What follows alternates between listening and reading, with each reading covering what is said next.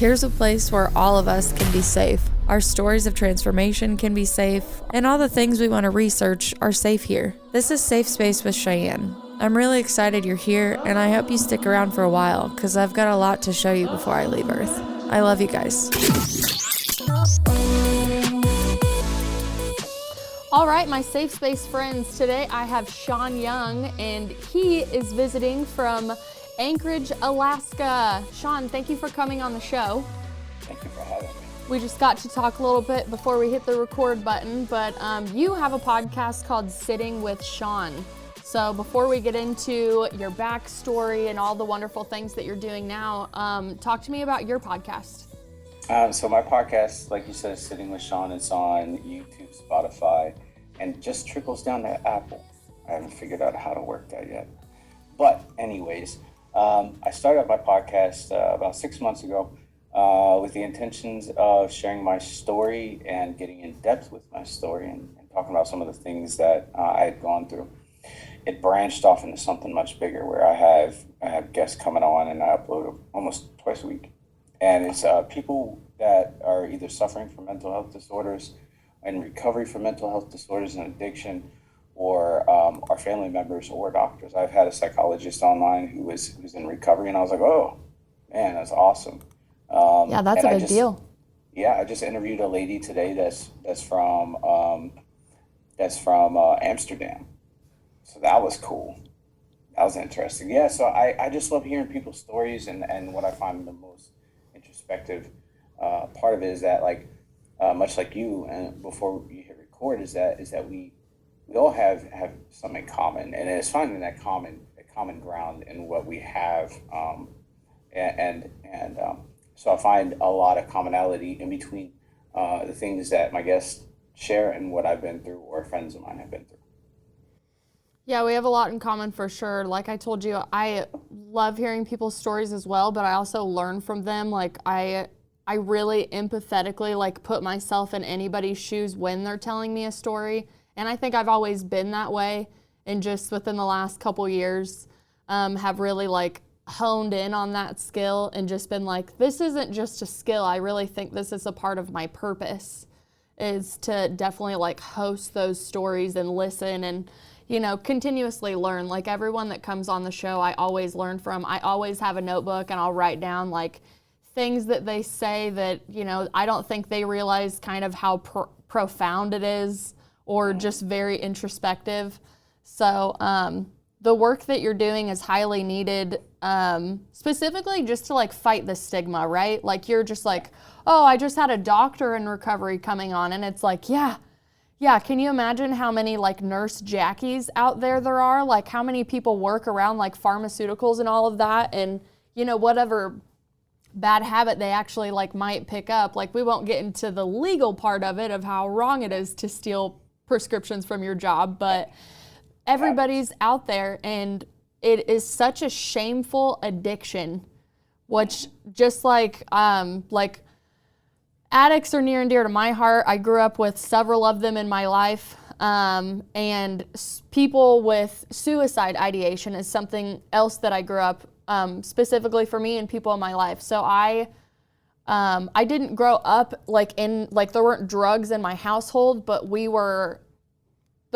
was around somewhere, you know? And my dad was also a police officer, so he would come home and he would be like, okay, well, we had to take like 2 kids away from these people that were making meth in the back of this trailer, or hey, we would go to the police station because they would do like dare things. So they would have samples of evidence, and then they would show kids like, this is methamphetamine, this is cocaine, this is marijuana, this is K2, these are bath salts, you know. And however much that actually helped in the long run, I don't really know, because I think peer pressure will always override someone telling you not to do a drug. Like clearly we know we're not supposed to do drugs, but there's an underlying reason of why that happens.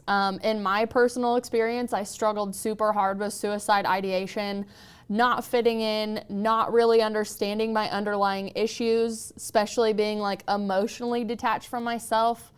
And I mean, just wanting to escape reality, right? Like every time you come down, it's 10 times worse. And I had, oh my gosh, I had a lot of, I call them anti-idols. There's idols and anti-idols in your life. I learned really well from anti-idols, and I had a lot of people that were going through their own demons that would confide in me, and I was able to, again, put myself in their shoes and be like, how would I handle this situation if I were them? And truth is, I probably would be doing the exact same thing they were doing. Even with like programs and stuff, you can go and learn whatever you want in a rehab facility, but if you go back in to that same lifestyle and you don't change, it's a continuous outsource program that we have to break within ourselves. Absolutely. And it's, well, two things on that is addiction is the one disease in the world, and I call it a disease because it is. It's defined in the DSM-5 as a disease, as a mental health disorder. It's the only disease in the world, in existence, that'll tell you that you're not the problem. Everybody else is. And you know, the thing about recovery, and I'll hit this a little bit later on, is that you know, when we do go back out, and I say go back out, meaning we get out of our program, we stop doing what worked for us, and we go back out, there's something going on up here. And it's not necessarily a substance thing, it's what's going on between the 2 ears right there. And I find that to be very true, because every time I've gone back out, it had nothing to do with the substance. The substance could have been crack, it could have been meth, it could have been alcohol, it could have been a variety of things. But it was what was going on in between here that really changed everything. Mm-hmm. Well, and I mean, addiction, obviously, like we're going to specify, you know, illegal substances on this episode, but when I later went down the rabbit hole on what is an addiction outside of drugs, like, can you be addicted to McDonald's? Can you be addicted to diet pills? Can you be addicted to TV? Like, there were so many things that, since addiction is only sold to us as kind of a negative connotation and it's only directed towards the illegal drug trade, we're actually all kind of missing that. Like, if you look through all the habits in your life, right, whether it's smoking cigarettes, drinking coffee, going to get fast food, TV, like a lot of daily habits in our lives we're actually addicted to. So that was really big for me, because even today when I audit my life, I'm like, okay, what is a habit in my day right now that I'm actually doing that's pretending to be a comfort zone for me and adding relief to my life? But if I peel that habit back, what is actually underneath that? Like, why do I feel like I need to go do this? And for me, I really enjoyed learning the chemicals that release in all of our brains and the brainwave states that we actually access, because I had a small trip with Western medicine when I was 19 years old, and I learned the science of what those pills were doing to the neurons in my brain and the neural pathways. And I thought it was weird that, you know, we're not supposed to outsource ourselves to illegal substances, but if I go to this facility, you'll give me a legal substance that literally programs my brain the way that you want me to be, or how you clinically decide that I will be able to fit into society because of this pill, with also adding on behavioral therapy for the next 10 to 12 years of my life and revisiting the same shit over and over. And that right there is why I do not take meds. Yes. Yes, you're absolutely right. But there are people out there that I know that do, and I definitely don't want to stigmatize them. Like, go get off your pills. Tell your therapist to fuck off. Like, no, I'm not saying that. I'm just saying, like, for my personal experience, Western medicine wasn't the way. I felt like I was a part of the system. Behavioral therapy, I'm personally not a fan of for myself, but maybe it works for somebody else. I really, really love, like, energetic modalities, like really, really digging into the subconscious of things. And I think a lot of the therapeutic things, especially in Western medicine, they are just surface level. And they'll get you so far, like, don't get me wrong, like, they'll get you to realize, like, oh, hey, yeah, I actually do have a facade and a protective layer and a mask and an ego that I'm wearing. But how do you take that mask off and find your true self, you know? Yeah. And at the end of the day, when you do self-care, you don't have like, you're never going to walk into your therapist's office and they're going to be like, hey, you're healed. Good job. Bye. Good luck. Have a like, good day. yeah, have a good day. Like, at the end of the day, they need you to be fucked up so you come back. And then let me take this problem that so many other modalities could help you in a couple hours to, you know, go back into yourself. But instead, let's talk about this problem for the next 2 years of your life for $200 to $300 an hour. And then let me recommend more therapy for you. You know what I mean? Like, it's a part of the system that I don't want to outsource myself like that. I'm not a fan. Can you tell? Yeah. No, but that's why I go to counseling. That's why I love my counselor. My counselor is not a type of person that's going to be like, you're fucked up. Let me keep you in the same state of mind and until I have no use for you. Like, I came in and he's like, what do you want to work on? And I was like, oh, this is different. Yeah. You're giving me the option. Okay, fine. And I told him, and he was, you know, and now I go, you know, at the beginning it was all the hard work. You know, it was all the trauma-induced therapy. I've done trauma-induced therapy. That shit sucked, but it helped me out.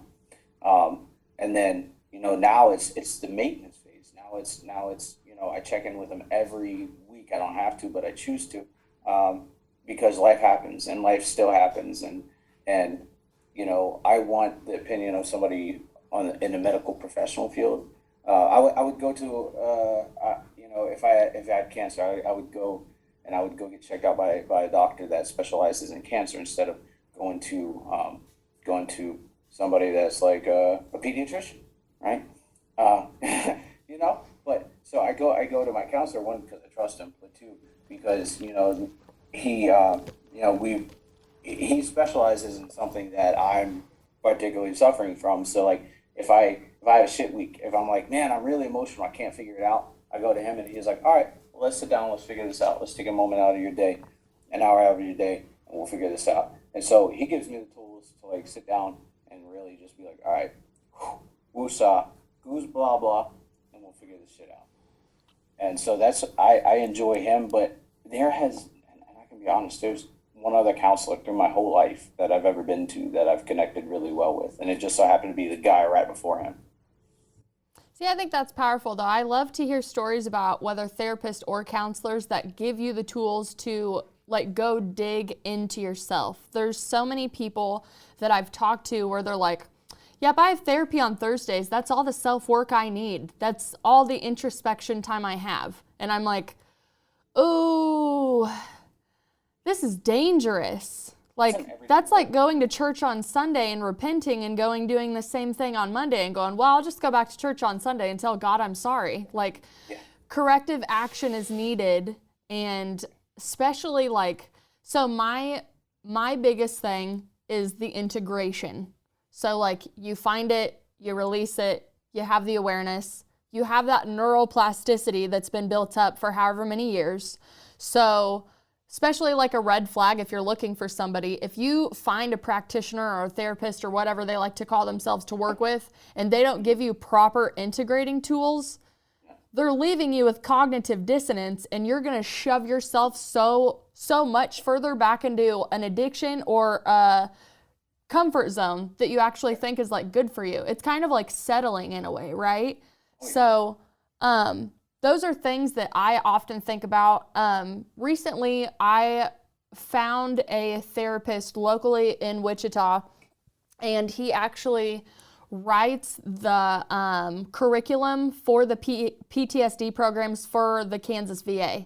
But he also, he uses spirit, he uses science, he uses a multitude of modalities to really, gauge what we kind of need to help and work with you. Like, are you here for a drug addiction? Are you here because of the military? Are you here because someone touched you when you were 5? So many different things. And he's one of the first therapists in a long time that I've been I think I'm ready to tell you what happened to me. And, really get some good integration tools to truly heal myself and move forward and really be able to talk about it more. Like, I do pretty good with talking about a lot of stuff that happened to me. But what I realized through my healing journey is, one, I had a lot of suppressed memories that, you know, I didn't know that I could get back or kind of retrospect on. And then after accepting that those things were a part of my reality at one time, it blew my mind. Like, I didn't realize I was holding this stuff in my body, you know, which that was one of the biggest things. I'm like, what do you mean that thing that happened to me when I was 8 is still on my lower spine? That's insane, you know? I think a lot of people don't understand that, like a good counselor is going to give you options of how you can be treated, you know, and offer different things. And you know, if he doesn't have the answers, she doesn't have the answers, they can get the answers for you, or refer you to somebody that can. Yeah, you know? No gatekeeping. That's a red flag. The one thing that I hate is people that seem to have all the answers, but they do nothing for you at all. Like, I've run into counselors at the VA that were like that. They're like, we're going to do this. Well, sorry, if I don't connect with you within the first hour, like our first hour together, if I don't connect with you, you're not getting a fucking thing out of me. That's very true. But if you show an interest in me, and you show an interest in my family dynamic, my background, if you show an interest in my hobbies, okay, at least for that hour, mask it. If you mask it and you say, hey, man, like, what is your life? Yeah. Well, you really have to make someone feel comfortable, right? I mean, I can't imagine walking into an office like that and then being like, all right, so here's what I'm going to do for you. This is why you're sitting in my office today. You know, kind of like an egotistical thing, which, you know, it happens. It happens whether you're spiritually enlightened or you're just therapeutically, educationally, college certified. I mean, there's ego in everything. I think the illusion is that all of us can actually get rid of our ego and, like, truly, like, not be in some dualistic format, if that makes sense. Yeah, no. I've been almost 3 years sober, worked AA, worked the steps. I do service work. I mean, we're going to talk about that later, but ego gets in the way sometimes. Even with people that are 30, 40 years sober, ego gets in the way sometimes. And so to make a statement that, oh, ego is not a part of my problem, it most definitely is. It's a constant audit for me, so much that I looked up affirmations and mantras. Because, like, okay, so one thing to pull it apart, right? Because I'm still a beginner. I think I'll always feel like a beginner, or at least like want to be there for beginners. So a lot of people think the ego is like only negative, only bad, like just coming in to like just fuck shit up. But in reality, especially when you start going through the healing process, whatever modality you choose, your ego protects you. Your ego is that facade. It is that person that you've built up, like, for people to like you, like however you want a chameleon. So there is a part of your ego that does work for you, but first and foremost, you have to identify the voices in your head. Now, I know there are people in the world that do not have an inner monologue, and I don't understand that because I got inner monologue all day long, and I'm also clairaudient in this ear specifically. So there's always people talking, always. So one of my favorite affirmations that I found, and I would have to Google who actually says it, so I'll quote it. It says, I am asserting the mastery of my real self. So in any moment where you realize that your ego is there or coming up, you're like, okay, I just walked into a room, right? I thought I was going to be super cool. Now I'm supremely anxious. Like, my tone of voice changed. Kind of bitchy, right? Kind of put my walls up. Like, I don't really know how to read people. Talking about the voices, like, dude, I have full conversations with myself, like, verbally. And I was on TikTok Live last night where I just got done working on an axe handle, like putting my axe together, a Viking axe. And I'm sitting there and something happened. I was like, motherfucker. Are you fucking serious? Like, sitting here talking to myself, and I'm like, oh shit, you guys are here. You guys are here. Y'all caught me in a conversation with myself. See, but I think that's healthy. Yeah, it is. I think it's sold to us as like, ooh, watch out, you're mislabeled as like schizophrenic, and only like, again, it's like it's something negative that's been programmed to us that if we did it, that we're crazy. But one of the first things that I learned is like mirror affirmations and auditing the way that you talk to yourself in the mirror. So if you wake up in the morning and you're brushing your teeth, you're like, wow, you look like fucking shit. Shouldn't have done that. Did it, you know what I mean? Like you're just like, you're programming yourself to hate yourself more. So when I had to start first talking to myself in my head and reprogramming all of those negative things and just truly being nice to Cheyenne, I had to split myself into kind of like the devil angel in a way, and like my mean voice would come in and I would just be like, now, why did we talk to ourselves like that? Like, why did we do that? You know? And eventually it got to the point where, I mean, I've done inner child work. I mean, all the fun modalities that you can go through. I feel like I overuse that word, but I'm trying to like paint a picture in people's mind that there are so many options out there. But I got to a point where I actually worked side by side with a retreat that I went on, and I did breath work and yoga, and then they also wanted me to be a part of the program, which don't ever do that. You can't be a practitioner and a client at the same time. So for anybody to ask you that is kind of a red flag. I didn't know it at the time because I really, really admired the person I was working with. But direct experience is the best way to learn, right? So I'm sitting there and I'm trying to explain why I have instances that when I tell stories that I talk about myself in third person.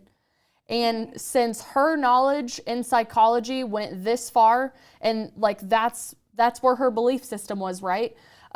She actually, I think in some weird way, believed that like there was a crazy part of me that she was like, you're actually not healed if you talk about yourself in third person. And I was like, well, actually, you know, and this wasn't a conversation that we had, but if we ever did, I would be like, actually, if you do some more research, as humbly as I can put it, it's very healthy to pull all of yourselves apart. And I have like an avatar of each one of myselves. And if I want to go into meditate and I want to talk to 8-year-old Cheyenne to figure out why 8-year-old Cheyenne actually doesn't talk back to me yet, that is a supremely healthy way to find out what happened to me in my past. What isn't healthy is listening to just the way that you think that people should be healed, you know? But have you seen Lucifer, the show? Oh, yeah. Okay, so you were talking about like the angel and the demon side, and I call it good Lucifer and bad Lucifer. Because there's a good Lucifer, there's a bad Lucifer. Yes, so I actually, let's see, how old was I? I was 19 years old, and I always get messages in dreams. I could go down a whole spiritual rabbit hole, but another time. Anyways, I'd wake up from dreams, and a lot of the times I would get messages. Now I understand it's like spirit team, higher self type stuff talking to me. And I woke up and I was like, oh my gosh, dude, take me to the tattoo shop. I just saw these tattoos that like have to be on me right now. And my friend was like, okay, like he kind of knows that I'm like off the wall anyway, so it's like it really wasn't a surprise to him. So he drove me to the tattoo shop, and I tattooed the devil's advocate on my shoulder blades. At the time, I was living out of a completely destructive ego, and like the tattoo artist was like putting him on me. I was almost falling asleep because the vibration felt really good. And he was like, why are you doing this? And I was like, well, I already hear these voices in my head. I'm like, and every day I wake up, I'm trying to decide which voice to listen to. And I said, at this point, I'm just going to let me decide how I'm going to treat you, because every time I'm nice and then someone comes back to me not nice, I do want to turn into Lucifer and be like, how dare you? I was nice. Like, why are you being mean to me? So I was like, I'm going to let you decide. Cheyenne's always caught in the middle. And I was trying to, I guess, comedically and artistically tell people around me, I'm like, I have two voices in my head, kind of like you guys do. And it's like, do you want to take the good route or the bad route? Which technically they're both your routes. It's whatever you want to choose. But for the longest time, I mean, you know, I wore like halters for the longest time. Like anywhere I went, people would be like, oh, got devil angel on you, huh? Which one am I talking to? And I'm like, I haven't decided yet. I'm a little confused. Like, I'm a little perturbed by her energy. So I've had those for a while, and they've definitely been like a guiding point for me, especially studying duality and going into other concepts. But yeah, the devil's advocate was definitely kind of a saving grace at that time for me, because it was one of the first times. It's odd that you talk about that. Yeah, you get it. We all have it. That's a really cool tattoo. We all do. It's not done. It's like one of my oldest tattoos. Are we all ever done with our tattoos? Like, is this just going to be a conversation about tattoos? Because there's always something wrong with tattoos, and you got to fix it. And then it's like, I don't like the way that looks. Yeah, I have my friend Adam actually does my tattoos, and he's done them, oh my gosh, for so many years. And I will just come home with like the craziest stuff, and I'm like, I need this. I need a Merkaba. I need a consciousness symbol. Like, you don't understand, man. And he's just like, okay, Shy, whatever you need. Yes. Like, he's like super into it, and then he's like super on the cusp of, hey, someone just gave me selenite. What am I supposed to do with this shit? You know? Yeah. I'm at this point now in my life where I've decided what I want to do with the tattoos in my body. My left side is going to be my Celtic side, because I'm Irish. If you can't tell by the beard. And then my right side is going to be my Norse pagan side. And it's going to be controversial, but I'm going to put a berserker rune on my forearm. Yeah, I seen that. I know. I seen that. That's the first thing I picked out. Trust me, I know. Yes. So I am German, Irish, thanks to my brother's little DNA test. We had we had slivers of everything, right? Because come on, our bloodlines are very mixed at this point. But higher percentage of German, Irish, and then we found a smaller percentage of Scandinavian. So for the longest time, we were told that we had indigenous blood, which I totally believe, because everyone's like, what? What's going on here? So we have a crazy family story that I won't get into. But basically, I was really confused because we lost our family fortune because one of our ancestors, I guess you could call them now, married outside of the bloodline, right? So we're, right, super racist. So we knew for the longest time that it was basically a Native American woman, indigenous, to say it correctly, like way fucking back there. And it, like, the dark hair would pop out, the eyes, the skin tone and all of that will just pop out randomly, which I think's great. Like, I love everything about however my DNA makes me want to look. So, but being a kid learning this, right, when we're all realizing how racist our families are, back in the day, when we did the blood test, I was really confused because I was like, well, that's not indigenous, it's Scandinavian. So then it took me on a whole completely different path into like Norse, Scandinavia, Druids, the Vikings, and I started studying their trade routes and when they actually hit America for the first time. So like people from Scandinavia actually came to America like thousands of years before Columbus ever did. And not only did they establish trade routes with the natives of America, but they intermingled with the tribes. So if my bloodline were technically indigenous, but back then they would have, mingled with my ancestors, it technically would have been correct that that woman was indigenous, but by that time, that Scandinavian bloodline would have probably, mingled with that too. So due to that DNA test, I was able to kind of go on a different historical route of my bloodline, and that is where I started looking into Norse and Celtic and Druidic society, and I have no proof, but maybe because I love storytelling so much and the way that I'm able to recap stories from however long ago, like I have to believe there's something Druid in our bloodline, but I would just have no idea or way to exhibit it besides going back and looking at history and war. So when the Druids were actually like tried to kill off and they went underground, a huge portion of them went to Ireland. So if you have like a big percentage of like Irish blood, it'd probably be smart of you to kind of go back into the ways of not only like what they're still doing in Norway today, practicing, but all of those countries over there, they have a thick history that I think people disregard because they're so programmed into, oh, you're American. Yeah. When realistically, we're all immigrants, no matter what our skin color is. Like, I mean, obviously we're not first generation, so let's underline that so we don't have anybody coming on being weird about it. But anybody from America came from somewhere else, just like anybody living on Earth is not from Earth. You were just born here, you know? Yeah. Which we don't have to get into soul origin. I'd much rather get into your story. I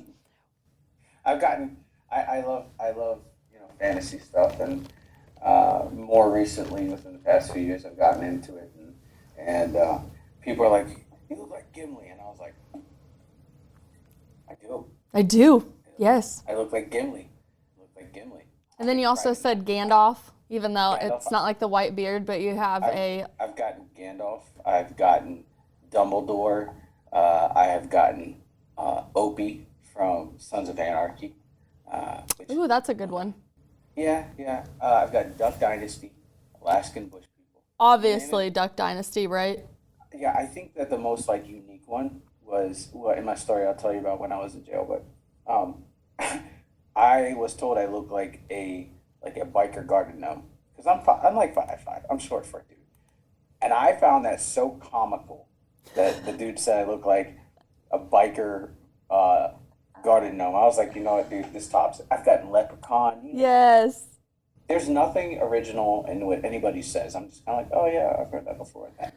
Yeah, you never know. I mean, I have a lady that talks about soul origins from other dimensions after we left creation. So if you think of the elemental realm is where fairies, dragons, gnomes, all of those exist. And Dolores Cannon's research talks about a warning being sent out to everybody. So a bunch of different, basically extraterrestrials incarnated on Earth as humans, right? So she'll actually talk about where your soul origin is from and then talk to you about the spirit animals around you that are actually helping and guiding. And there is a huge influx of elementals either incarnated on the third wave or continuously being incarnated because they're all about truly saving Mother Earth, and they're higher vibrational frequency beings, which is why they also say that all of the ADHD and attention deficit, all of those different characteristics are on the rise because we're actually having a higher level of high frequency beings incarnating. Oh yeah. I fail to believe that there's not other dimensions. But that's a conversation for another time. We could do it another time. I told you I tree branch all the time, so. Yeah. Tell me about your story growing up in, a family of addictions and kind of how it led you to your work now. Okay, so I preface my story by saying I feel like I was born in addiction, and I was born into trauma,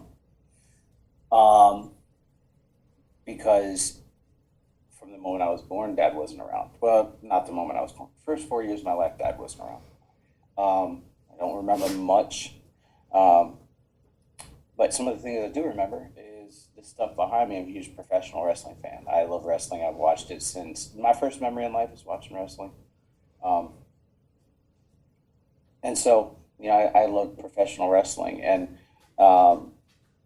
so I learned some of these things when I was younger, like professional wrestling and unhealthy habits. My mom was an alcoholic, as well as an addict. And then when my dad came around, I quickly found out my dad was an addict as well. The first bit of interaction I remember having with my dad was being in a bathtub at the age of 4 and splashing around. Kids do that, right? I got kids. They did that shit when they were younger, splashing around in the tub. But apparently my dad did not like the fact that the floor got wet, and he took a belt to me. Quickly after that, we had child services come to the house, and they took us away. I was put in foster care for about 6 months, where we lived with these uber religious family, but they kind of gave us what we wanted, right? So like, I had like trash bags full of like these little Hasbro wrestling figures, and I could play with them all day, every day if I wanted to. But once again, when you give a kid everything that they want, it becomes a little bit hard to handle. One day we get a knock on the door, and my equally as religious grandparents show up and are like, "Hey, we have custody of you guys now. Come live with us." Now, I grew up predominantly most of my life in Sharpsburg, Maryland, which Sharpsburg is where the Antietam battlefield is. So the Civil War had been like historical Civil War had been a part of my life for a very, very, very long time. And also, I grew up in this weird triangle. So you had the Antietam battlefield here. You had the Battle of Frederick over here at top, and then down below you had Harper's Ferry, which is like, if you know a lot about Civil War, that's where like John Brown was captured, where he was hung for helping slave escape to the north. But also in that weird triangle is where the Blair Witch Project was filmed. Yeah, yeah. So at a young age, I grew this very unhealthy fear of the woods at night. So much so that as an adult, I won't go in the woods at night. I'll look at them, but I won't go into them. I guess it's a fear of the unknown. But going back into it, I learned as a young kid that God is love and God is fear, right? You love them out of fear. You don't love them out of respect. You love them out of fear, and that's kind of how I started, being raised and being groomed, I guess you'd say, when to be an adult. My grandparents were Mennonite, so that's just a step above Amish. And so we had everything. I mean, we had the car, we had TVs, radio. We went out to dinner. We didn't make our own food. I've had people ask we didn't make our own clothes. I've had people ask that before. I was like, it's kind of weird to ask, but I mean, understandable. But there was a certain style of dress that you wore, that men wore, women wore. Men were out and doing the hard jobs, and women were at home. More traditional, old mindset. There's nothing progressive about it. But my grandfather was a Vietnam veteran, and my grandmother was a nurse. My grandma was a traveling nurse, so she would go to certain people's houses, and then after a while, losing one client, she just said, "I can't do it anymore," so she ended up staying at home, being an at-home grandma. But my grandma was very narcissistic, very abusive, mentally and emotionally, and not just toward us, but toward my dad and my uncle when they were younger, and then to my grandfather. I hold my grandpa to such high esteem. So would you say that that's a lot of generational trauma that she held on to and obviously passed on to you? Like, you have to wonder where she got it from or where her parents got it from, right, when you look up the chain?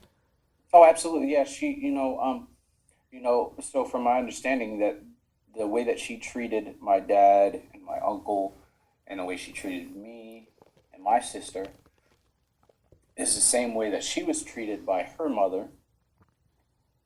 And I don't know how far back that goes. So yeah, I would say generational trauma is a huge part of it.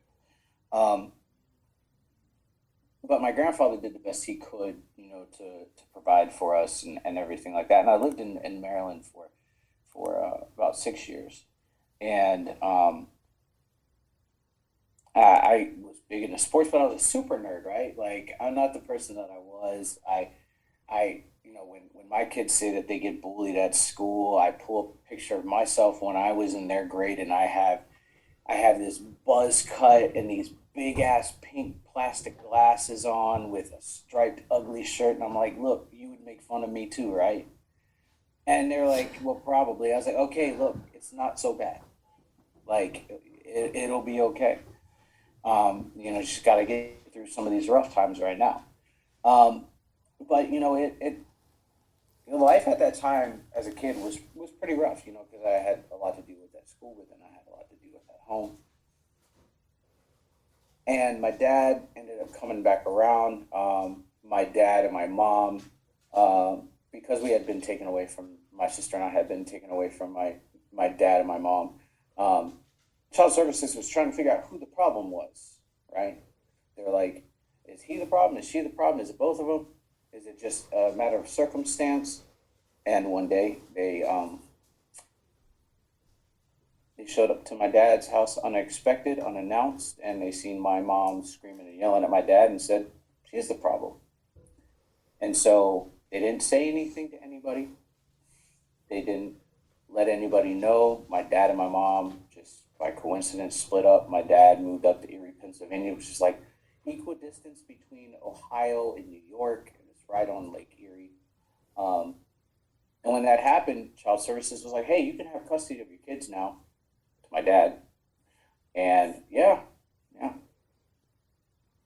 wow. So, yeah, without knowing anything else. Mm-hmm. So my dad filed for custody of us, but gave us the option, gave me the option of where I wanted to live. And it's not like it really mattered either. But from, being a kid, from being a young child to, even just a few years ago, I'd always strive for my dad's attention. I'd always strive for my dad's love and affection. Everything that I did was to please my dad. But I never would achieve it because I was searching for something that I never had. And so one day they pull us into this McDonald's, and it's me and my sister and my dad and his wife, and my grandparents, and they're like, where do you want to live? You're going to have the option of your mom or your dad or us. Well, I mean, you put us under that pressure, like we're going to give you the answer that you want. So I was like, I'm going to live with my dad. So that weekend, the custody hearing happened. My dad was granted custody by default because my mom didn't show up. And because she was high. And so that very weekend, we got moved up to Erie, Pennsylvania, completely detached. Huge cultural shock from going from a country living to a city living. I'm pretty sure you can understand that one. Going from country to city living, where I lived in the backwoods of Maryland in a mountain, and I had nobody that I was friends with in my neighborhood, to all of a sudden there's kids piling on my porch, and like we're out there until the sun goes down and the lights are coming up. So just to interrupt really quick, yes, I do. My parents got divorced in 91 and I was born in 91. So all I know my whole life is having two homes, and one was in a small town and the other one was in the country. We, eventually hopped around until we find like more permanent homes, like all through our childhood. But yeah, like our weekends were spent on the farm with dogs, animals, trees, four-wheelers, gravel roads.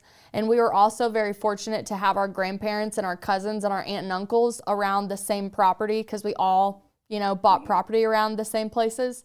And then when we went to school, it was still a very small town. I mean, I would say the first town I grew up in, it was called Golden, and we would say we have yield signs through the town and we have stop signs on the outskirts of the town because it touched a highway. But we had a gas station that got built around the time I could ride my bike up there to get food. Our local hangout was the library, and the local grocery store was 2 steps away, so you could go get a bag of Cheetos and go watch a movie in the library when it got hot. And I think when I was between the ages of 8 and 10, they raised enough money to redo all of the playground equipment in our park. And it's still there to this day, which is really cool because it means it really held out. But that small town life with all the kids and then the farm life, I had both of them, and I feel very, very fortunate to have them. But also looking back, you're like, this is quite the transition going back and forth. Like, who am I? What part of me fits in this life and what part of me fits in this life? Absolutely. So, so quickly moving after up to Erie, Pennsylvania, it was a culture shock, but it was also a learning curve, right? Because Now I had to learn how to tiptoe around my dad. I still had an unhealthy fear of my dad at that time. And A lot of eggshells for sure. oh, a lot of eggshells. Eggshells is all I walked on. Nothing was ever good enough. I had a I would get stepdad like frustrated, that yeah. when I was Oh, younger. yeah. Yeah, It's I mean, terrible. well, it sucked because there were parts of him that I really, really liked. Like he taught me music and Seinfeld and Whose Line Is It Anyway? Like he taught me a lot of really great things, but I really always felt like he like got off on disciplining us. He was like, aha, I have justification to do XYZ to you. And I'm just like, dude, you found a candy wrapper in the driveway and the wind could have blown it in. What do you mean? We're having a family meeting right now to decide if you're going to quote unquote discipline us. Like, Yeah. Yeah, I there's a love lot of you. Why are you doing this? I'm 5. What's going on? there's a lot of irrational parents out there, especially step parents too. Um, For sure. so my dad, everything was fine with my dad for a few months, and then my dad started getting really strict on me and my sister. Meanwhile, I had a brother that was in the middle of us, that was from another woman, but nothing happened to my brother. My brother literally could go out and massacre a whole village. My dad would never pay attention, but it was me and my sister consistently. Interesting. And Do you think it had a lot more to do with the fact that it was like he was taking out the anger that he didn't take out on your mother on you? I'm going to tell you exactly why a little bit later on because I found the answer out. Awesome. So, um, you know, aggression, his aggressive side turned to my sister, who at the time was. Which, as a 5. female, my heart breaks for that. Oh, yeah, I understand. And it started out with pressure points, slaps at the back of the head. It never got to fist, but it was getting close. And it got to a point where my dad consistently was doing these things and making her life hell to the point where, like, Harry Potter, when he was locked in the basement or locked under, the stairs, it became a reality for her. Like, he put padlocks on her door. And I always strove to protect my sister. I tried, but I mean, my dad never looked at me and boom, okay, fuck you, kid. He would always, okay, get out of my face. I'm dealing with her. And so, can't remember what day, but there's a day in the summer, like right after school. We hadn't lived up there like a year. And he was like, I can't take your sister's shit anymore. Hey, she's 5 years old, dude. What shit is she giving you that you can't take? And he was like, I'm just letting you. And he did this completely out of anger, knowing that what he was doing. He looked at me and he was like, your sister's not my biological daughter. So therefore, I don't have to take care of her. And I had no idea. Wow. No clue. As a young kid, 9, 10 years old, being told that, your sister is not your full-blood sister. I mean, it didn't really matter because she practically is. And that this person is going to rip you from everything you've known. The only consistency in your life, he's going to rip that from you. So he sent my sister back down to Maryland with my grandparents. And so that fucking ripped me apart. And I can't vocalize that to my dad because he's an angered asshole. I mean, the whole time he's drinking. The whole time he's drugging. Nobody knows that he's drugging, but everybody knows he's drinking. And when we get back up to Pennsylvania, that aggression that was on her shifted to me, and it would stay there until I turned 18. And it started out with slaps, fucking pressure points. Then it turned to like verbal assaults, emotional, mental abuse, a lot of that. I've been called almost every name under the book, even back in the day when, and I try to explain this to people. Like now if somebody says, oh, you're gay, that's kind of like a good thing, right? Like, oh, you're gay. Well, yeah, I mean, that's cool. But being called gay at the age of 11, 12, 13 years old, not knowing what that means, and you go into school and hearing that's a derogatory thing, like that fucks you up. And so... Well, it's more meant, sorry to interrupt you, but it's more like gay's original etymology was happy, right? Like back in the day. And then it transferred into men calling other men gay as you're overly feminine or it's bad to like other men. So you're right, it's completely derogatory, but there are two ways that you could say it. It's you're feminine or you like men, which to the overmasculated collective that's like, no, there's nothing gay about me.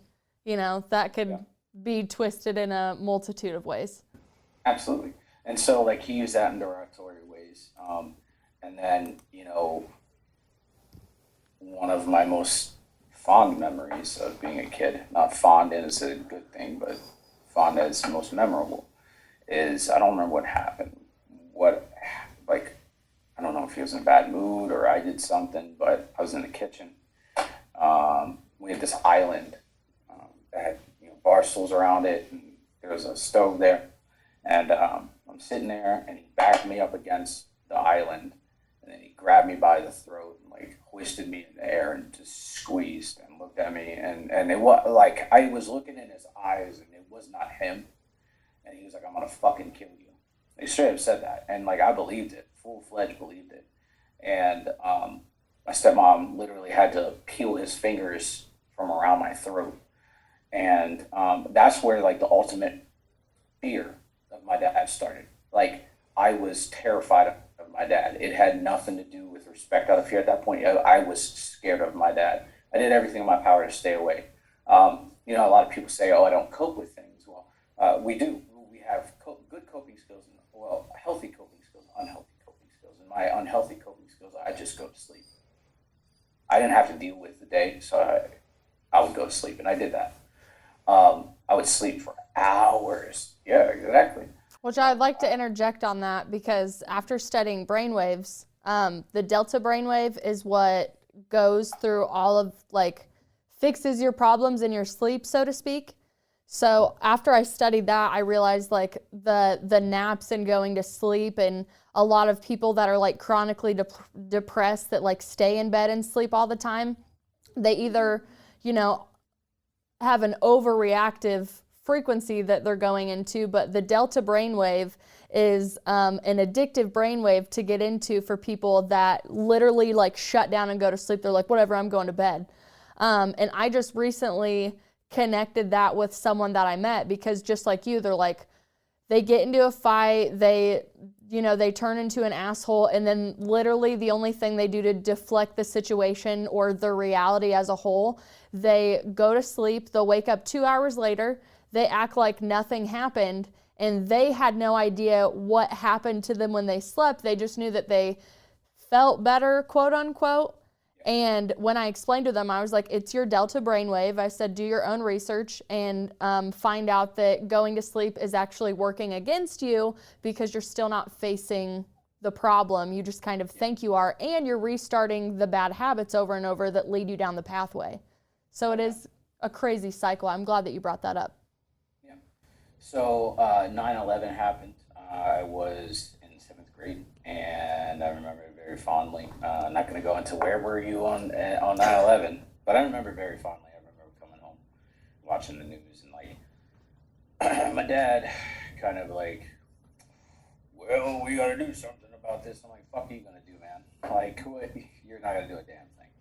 And so at that point, I started looking at the idols and people I idolized in my life. The only real idol that I had was my grandfather. He was a Marine. I wanted to be a Marine, and that's my initial thought was I want to be a Marine. And so I didn't tell my dad that just because I just didn't feel that connection with him. I didn't feel the trust. And so long story short, the abuse continued to happen. It got even worse. And one day I came home and I had this Marine poster. I was in ROTC in high school, and I had this Marine poster that was super cool. It was really one of the coolest ones I've ever seen. It was a special ops one. I had a dude in a ghillie suit with in a swamp. Half of his body, the other half is gridded out. I was like, that's so cool, man. So I put it up there. My dad one day walks in my room, which he never walked in my room. It just so happened it was one of these days. He walked in my room, seen the poster. He was like, do you want to be a Marine? And then like he got really upset and walked away. And that made everything worse for me. And I don't know why. Like to this day, I have no idea why. But from that day forward, everything got worse. He was like, and I know it would get bad, and we'll call it a session, because he would say, go outside and practice falling down. And what that meant was he's going to fuck my shit up worse than the time before. So he would throw me from fence post to fence post and come back to the back of the head with an elbow. And as you know, that creates a neurological disconnection in your brain, right? Because you're striking the spinal cord, which connects everything. Mm-hmm. And so he was doing that, boom, boom, boom. And then we had this cement garage, and he would do that in the garage. And he would throw baseballs at me. And like, everything was an all-time high. And when I was in 10th grade, I was working. I was in marching band, and I had school, and then I had everything going on at home. My life was just this weird array of being completely accepted and then not being accepted at all. There was no gray. It was black or white. That's how my life was. And so I would go to school, and that was where I found peace. I would go to marching band. That's where I found peace. I would go to work, and I found peace at work. I worked at McDonald's. Like, I found peace there, which is weird. But then I'd get home, and it was complete chaos. And that was my cycle. And so I was failing at school. I was failing one class. My dad got completely shitty with me to the point where he had other people watch over me in the neighborhood. And I was failing at school because, one, I found no interest in the subject I was failing, but also because things were happening at home. My other grades were slipping, but they weren't as bad as this one. And so he had other people watch over me to make sure I was doing my work and stuff like that. And then if I wasn't doing my work, he would punish me at the end of the week with the same things that happened before. He was a truck driver, so he was gone all week. He put his garbage on other people, me, which I don't look at myself as garbage, but that's how I looked at myself back then, was as garbage. And then he would come home, punish me, and then it happened repeatedly. All the while, when my dad would get home, he'd get fucking super drunk all the time. Like, from the moment that he walked in our door after getting off the road to the moment that he's getting back on the road, he stayed drunk. And it didn't matter if he was driving to somebody's house or driving home, going to the store or whatnot. He was always drunk. If I was in the car with him, he was drunk. We would pull into the garage after a night of him getting absolutely obliterated, and he would shut the garage doors, open the windows, keep the car running, and put music on. Yeah. And I didn't understand what that does to the human body until later on. So, at the end of my 10th grade year, my dad got my report card and seen that I was failing and decided that he was going to kick me out of the house. And he chased me around the neighborhood with a phone book, and his justification was, it doesn't leave a mark. So if I fuck you up, nobody will know, and it would just be hearsay. And so he kicked me out, and I ended up moving back down with my grandparents, which in that time I started getting back into my religion, right? So I found a religion that I fell into, and it wasn't Norse pagan. It was like, it's crazy because like I went to all these extremes of different religions, and it was Pentecostal, and like I was like, holy roller Jesus, like, all this other stuff. And I wanted to go to Bible college to be a pastor. And I hadn't talked to my dad in like 6 months, and he decides to call one day, and I tell him like, I want to go to college to be a pastor, and he's like, absolutely not. You're gonna join the army. And I said, no, I'm not. We had this fight over it. He came down to Maryland to ensure that I signed a contract with the army. I was 17 at the time. He drove me to the recruiting station. He said, you're gonna sign a contract today. I don't give a fuck what job it is. Just to interject, this man makes no sense at all. Yep. Oh, I'm aware. I'm aware. So I signed a contract in April of 2006 and I was slated to deploy, or not deploy, but I was slated to go to basic training in July of 2006. My first day in basic training was my birthday, July 11th.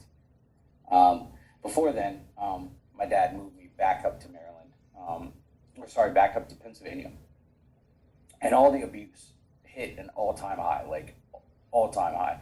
I was literally exercising multiple times a day, running 15 miles a day at a 6-minute pace, which if you're a runner, that's fast as shit. Nobody can run an extended period of time at a 6-minute pace. But he was having me do it. And it got so bad to the point where there was like a weightlifting coach that seen me doing this every day, and he went to my dad and said, if you don't stop, I'm calling child services. So the only reason my dad stopped was because this coach called him out on his shit. So I go to I go to MEPS to start my processing and everything like that. My dad drops me off. There's not so much as a, I love you, good luck. He literally, when I shut the door, he drove off. And I was like, that's all the confirmation I need, right? My dad didn't want me. My dad didn't care about me. He didn't give a fuck about me. I could die tomorrow and he wouldn't care. I'm no longer his problem. And that's like exactly the word you said. You said, you're no longer my problem. Like I did something so far-fetched, so wrong that I was the worst fucking kid in the world. So I go to basic at Fort Sill, Oklahoma. I hate Oklahoma. It's terrible. But I thrived in it. I don't know if you've ever been to Oklahoma. I do. I love Oklahoma. That's why I'm laughing. I'm like, I don't know what part of Oklahoma you went to, but please let me show you some wonderful parts of it. Tulsa, Oklahoma is the worst place I in the world. live, oh no, is that where I did training? Tulsa's just a different town. Tulsa, sorry. Lawton, my bad, not Tulsa. Okay, I've never been to Lawton. I've worked out of Tulsa terrible. before. They have great concert venues, but I'm a really big fan of Grove, Oklahoma, specifically Grand Lake, and I'm a really big nature person. So I was like, for anybody listening, especially in Oklahoma, sorry, we all have our own opinions. Don't base your opinions off of what I say. Yeah, for sure. But I'm laughing because like my state where I'm like, I never want to go back there is Nebraska. And it's because of a travel experience I had going through Nebraska, like from, I think we were leaving like Jackson Hole, Wyoming, and I got into a different car to finish the rest of the trip.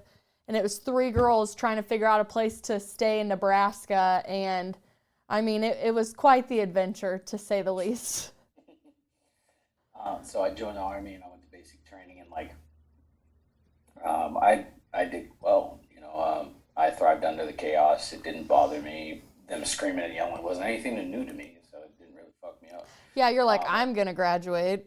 Yeah, I was like, this is super easy. Like, physically demanding, it wasn't physically demanding for me because I was already under a lot of physical stress, so it didn't bother me.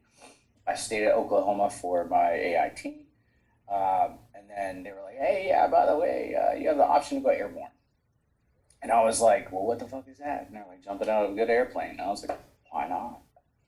So I went to airborne school at Fort Benning, Georgia, and my first duty station was Italy, Vicenza, Italy.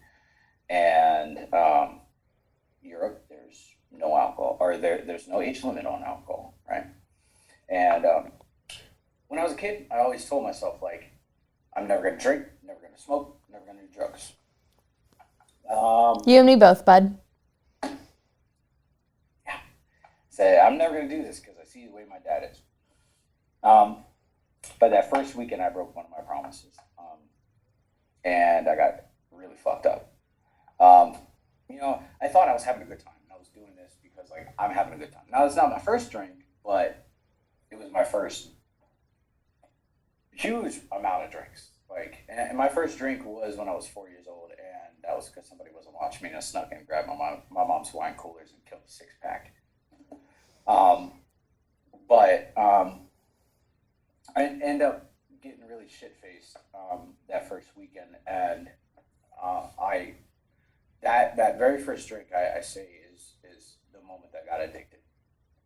Because I liked the way it made me feel because I was out of control of my body, right? So if I did something dumb that night, I could just be like, it was the alcohol.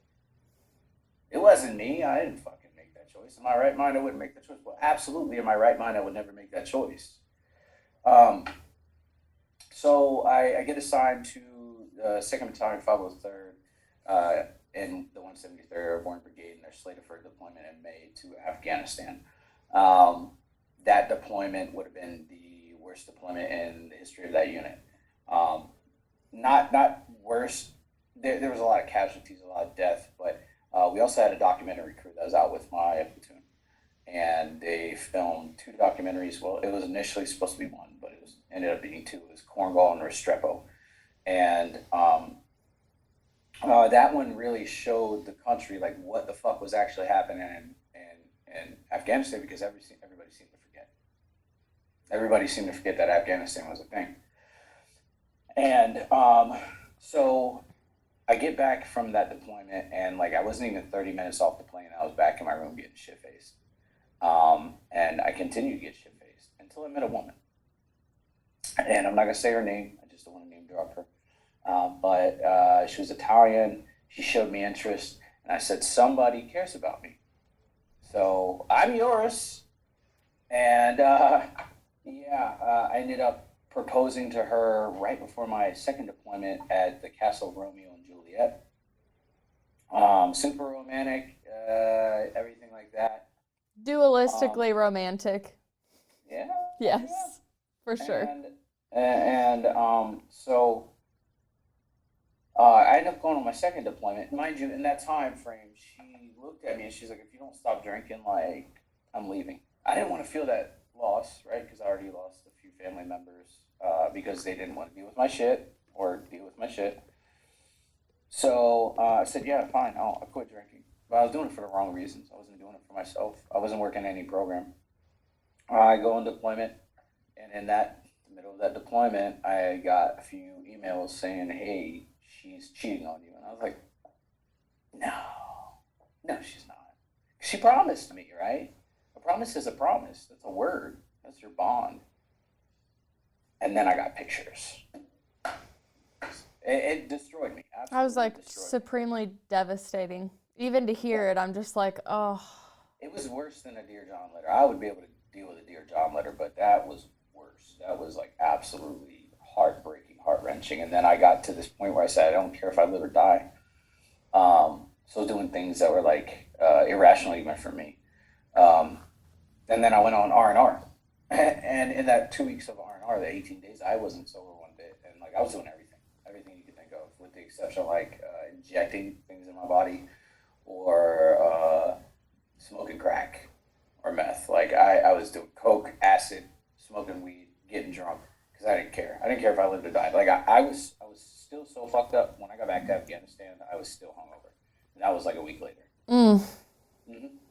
And shortly after that, like I went on leave in September, got back late September, early October. We were leaving in November. So it was just a short segue for when I got back, I started drinking again. And I drank, and I met another woman in a bar, and it just so happened that she was the woman that sent me the pictures. And I had no idea who she was. I didn't put one and one together until a few years later. Her and I ended up getting married. I fell in love with her. She showed me this attention that I was looking for. I ended up getting orders to Fort Bragg in North Carolina, and we ended up going there. First weekend there, found out she was pregnant. And so now I got this kid on the way. And I was like, I'm going to be a better dad than my dad was to me. Like, I don't want my kid to be raised the way that I was raised. You know, she deserves better. And but in the meantime, like, I'm still drinking. And so one thing leads to another. I get that ultimatum again, like, stop drinking or I'm leaving.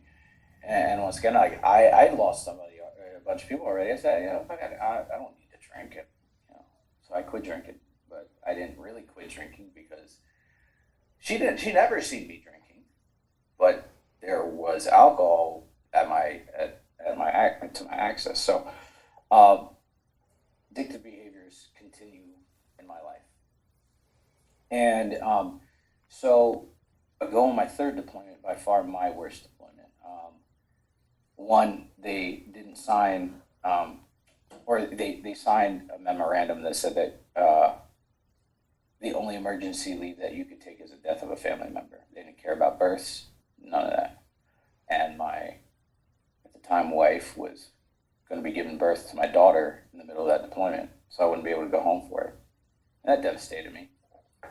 But I kind of knew. But also, my best friend, he was our Minehound guy, which is like the metal detector guy. Like, he was the guy that led the way and made sure that nobody, that there's no IEDs there, marked IEDs, kept us safe. May 30th, 2012, I lost my best friend. He stepped on an IED. I seen it happen. I watched him take his last breath, and it was the most catastrophic thing in my life to ever happen. Like, I could deal with my dad kicking the shit out of me. I could deal with my dad saying, what he said to me, and acting the way that he did toward me, but I couldn't deal with watching somebody pass. And that would devastate me and wreck my shit for 10 years. I didn't know how to cope with it in a productive manner. And so I got home, and I had this new kid that was there, beautiful redheaded daughter, that we aptly named Emeralds. And I had a new lease on life, but I had this nagging, two or three nagging things in the back of my brain, my best friend, and this addiction. And so my daughter got to an age where I was like, okay, I can drink, and we can drink, and we'll have a good time. When we started drinking, and I fell back into addictive behaviors really quick. But I was drinking out of spite at this time. Like, I wasn't drinking. I was drinking because I was feeling some kind of way, and like, I needed to feel some form of relief, and I thought that was my answer. Even though everybody said alcohol is not the thing, like, not your answer. Addiction is not your thing, or alcohol is not the answer. It's going to lead you down a slippery path, and I was like, I'll deal with it when I get to it. Just to interject really quick, the way that alcohol is presented to us in society, I mean, it really is like a social thing. And I've always struggled with trying to drink. Like, when I would go out, I could have like a couple, and then I would need to switch to water just because my tolerance is really low.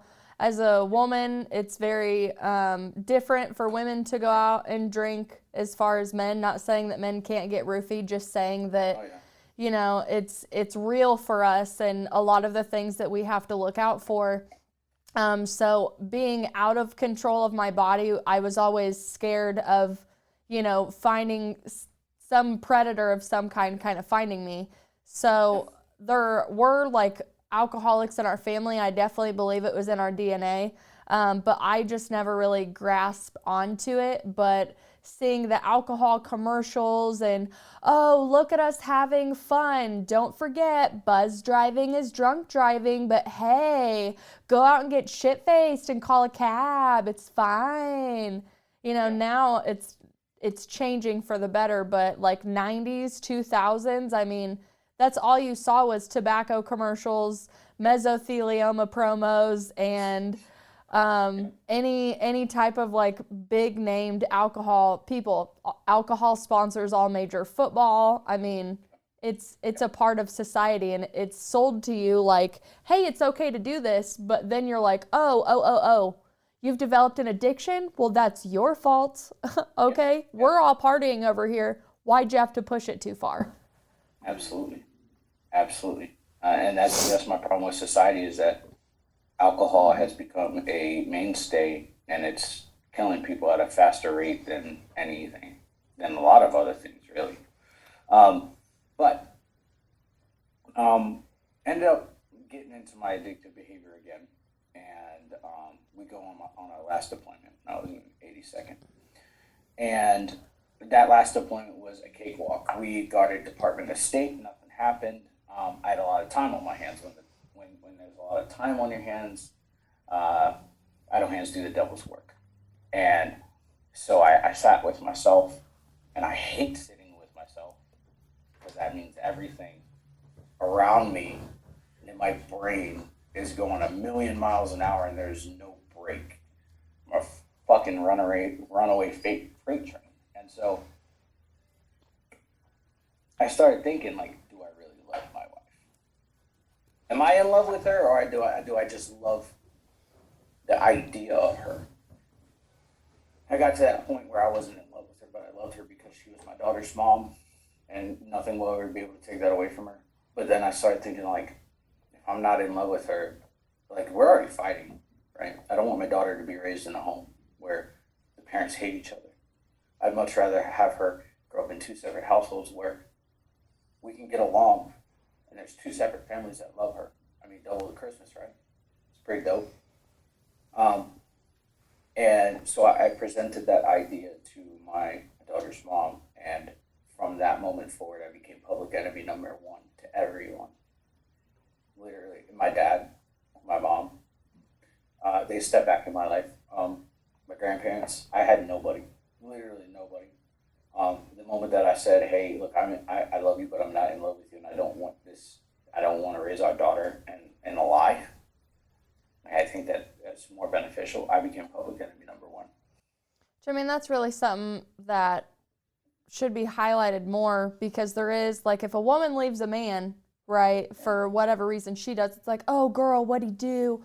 What's going on? Da-da-da-da-da. But when a guy actually understands the negative patterns that are coming out, whether the woman, you know, kind of wants to believe the facade that they've built up, which obviously, like, there's, again, a thing in society where you took those vows, that's what you promised, you made this bed, you must lay in it. So as a man, seeing that truth and delivering that truth takes a massive amount of courage. But a lot of the stories that I've heard of where the guy's like, I'm leaving because, like, let's be honest, I don't want to give my daughter daddy issues. My daughter deserves to see true love and respect and all of that.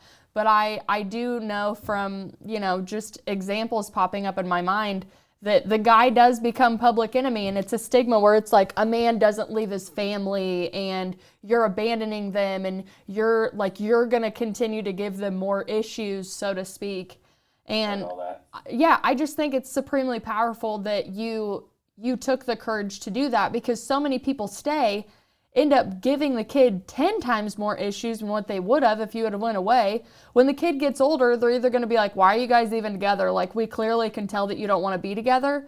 Like, if I spend time with my dad by myself and by my mom by themselves, they're super awesome. As soon as you put them in a room together, the energy is thick with obligation and resentment, you know? And kids pick up on energy, right? So, I mean, cheers to you, dude, for making that decision, because I know way too many good men that fall for the bull crap and the stigmas of society that they have to stay because they actually chose this person to have kids with, but maybe they didn't see the light at the end of the tunnel where, like, that soul contract's over, bud. You need some courage in this situation. You need some clarity. So thank you so much for saying that. I hope the right voice hears that. Well, thank you. And so I got back to Fort Bragg after that deployment. And I had nobody to come back to. I mean, I had my daughter. They hadn't moved yet, but I wasn't allowed to stay at home. I ended up moving into the barracks. We had one car to the family, so we alternated days. But, like, the first day I didn't drink, right? I was like, I'm not going to drink. But that second day, I got obliterated. Something happened, I can't remember. And I went to the store and I bought I bought a fifth of Jameson. 30 rack, and I sat and drank that in my room by myself, hoping I would die, but not wanting to die, but, like, I just hope I don't wake up. You know, I wouldn't be upset if I didn't wake up. But unfortunately I did. Well, fortunately I did. At the time I was saying unfortunately. I totally get that. Fortunately, unfortunately. So I ended up meeting a woman shortly afterwards, and she, I was separated from my wife at the time, and I met this woman, and she kind of fed me all the bullshit that I needed to hear. Like, you're a good man. Yeah, fuck her. She did everything. Not like, hey man, you got some work to do because you're a fucking wreck. Everything that I needed to hear, she fed me. Um, and so December, I can't remember what day it was, but I ended up having to pack up my daughter and her mom and drive them to Georgia. And that was the worst. The worst part of it was when I delivered all their stuff and was going to leave. My daughter was 2. She was standing at the doorway of her grandma's house looking out at me and saying, Dad, don't go. And that, like, took a knife and stabbed it a hole in my chest that and to this day I can't feel. Like I wish that I could fill it with something, but it did something. That day did something to me, and it changed me for the rest of my life. Because I look at these patterns, right? I look at these patterns of trauma, and my grandparents did the same thing to my dad and my uncle. My dad did the same thing to me, and now I'm doing it to my kid. And it ultimately fucked me up. And so I drove back home 8 hours, cried every minute of 8 hours. That woman, the enabler, was at my house when I got home, and she said, here, just drink, you'll be all right. So I started drinking more and more and more, because I wasn't happy. She couldn't make me happy. I wasn't happy around anything. I was just, and I was existing, that's what it was. And April of the following year, so it was 2015, April of 2015, she looks at me and she says, if you don't quit drinking, I'm leaving. There's that ugly ass ultimatum again, right? And I was like, motherfucker. All right. But once again, I'm sober for somebody else, I'm not sober for me. And so I get sober, I end up getting divorced, and like, I got divorced September 15th, 2015. I got remarried September 15th, 2015. Talk about a repeating cycle. Yes. And I could not stand the thought of being alone, and I couldn't stand the thought of not having somebody. And so when that opportunity presented itself, I jumped on it. I stayed sober through 2015, and then in 2016, I went on some training rotations. I went to Germany, I went to England, I went to Louisiana, and all those times I relapsed. Because there was nobody there to hold me accountable, right? And I could lie, and I could be like, no, I didn't drink. At all, nothing. No, you didn't see it happen. She's like, I'm looking at bank statements, dude. I'm like, it wasn't me. Like, just lying through my fucking teeth, right? All while she knows what's happening. And that was a toxic shit. But, like, on top of that, like, our relationship was completely toxic. There was red flags all over the place. Like, literally, if we were in a football field, like, that motherfucker would have been lined with red flags. Because that's how toxic the both of us were for each other, right? She was narcissistic. I was a fucking liar. Like, just everything. Definitely everything trauma bonds feeding off of each other for sure. Oh, yeah, and she had her own shit that she was dealing with, like the loss of a kid. She was coming off of a divorce. Like, we just hated each other and said that we loved each other. Because that's what you're supposed to do, right? Well, the undertow for a lot of people that I talk to really is like, I don't want to be alone. So it's kind of like, I might not have an ace in a place, but hey, at least there's a body bag next to me, right? Which truly does a disservice to everybody, but in especially trauma bonds, I call them karmic relationships. They're the worst lessons you can learn, but you're needed. There's a lot of justification in hurting the other person because hurt people hurt people. And when you have two hurt people that are pretending like they're not hurt people, shit gets weird. You do stuff that truly your authentic self, your true healed self wouldn't do, right? There's a lot of moments I know that you're telling us where I love that you're so able to talk about your villain, right? And you're like, I've studied this enough. I take responsibility for this, and I know that I don't want to act this way anymore. But and so I end up going on a training rotation in Louisiana, and I get back, and they're like, "Hey, by the way, you just got orders to be promoted to staff sergeant." I was like, "I never went to a board. How the fuck is this happening?" The Army said, "Well, you've got the paperwork, you've got, you're being rated amongst the best in your platoon and in your battery. Like, there's no reason that they're not sending you to the board." So I got automatically promoted, and the toxicity showed in, like, I prided myself in being a great leader, where I treated my men with respect and dignity. I didn't scream and yell at them. I would much rather talk to them as a human being, because that's how I want to be treated, right? I want to be treated like a human being, and that I didn't get that dignity from other leaders, so I wanted to give that dignity to the guys that served for me or with me. And so, but the toxicity showed through in my speech, right? So they were like, give a speech. Who do you want to thank?" I said, "Fucking no one. Not a goddamn one of you." And my first sergeant looked at me, and my platoon sergeant looked at me, and I was like, I don't want to thank anybody. I was like, because none of you guys got me here. You guys didn't send me the promotion board. They promised. I said, and I literally said this in a speech. I was like, you guys send me on every training rotation for the past year and a half, and tell me that all these things take precedence over my child support case. I was like, I miss child support and visitation, so therefore I'm paying the max amount of child support because you motherfuckers made me miss it. And I said, not to mention you didn't want to submit to the goddamn board after you promised me multiple times. I said, so now the Army sees that I'm doing work and you're not, so fuck all of you. Literally said that. I said, fuck all of you. Kiss my ass. I mean, I guess the truth is the truth at the time, right? Yeah, but that could have been more. I mean, obviously there's a lot of anger, and you're right. The toxicity definitely showed through the speech, but wow. Yeah. To be a fly on the wall and see their faces at the time. Yeah, and the I guess the crowning achievement of that moment was I had a leader, my platoon sergeant. I served under him multiple times in my career, and when I had first gotten to Fort Bragg, and on that deployment in 2012, after we got back, he told me, "You'll never be an NCO under me."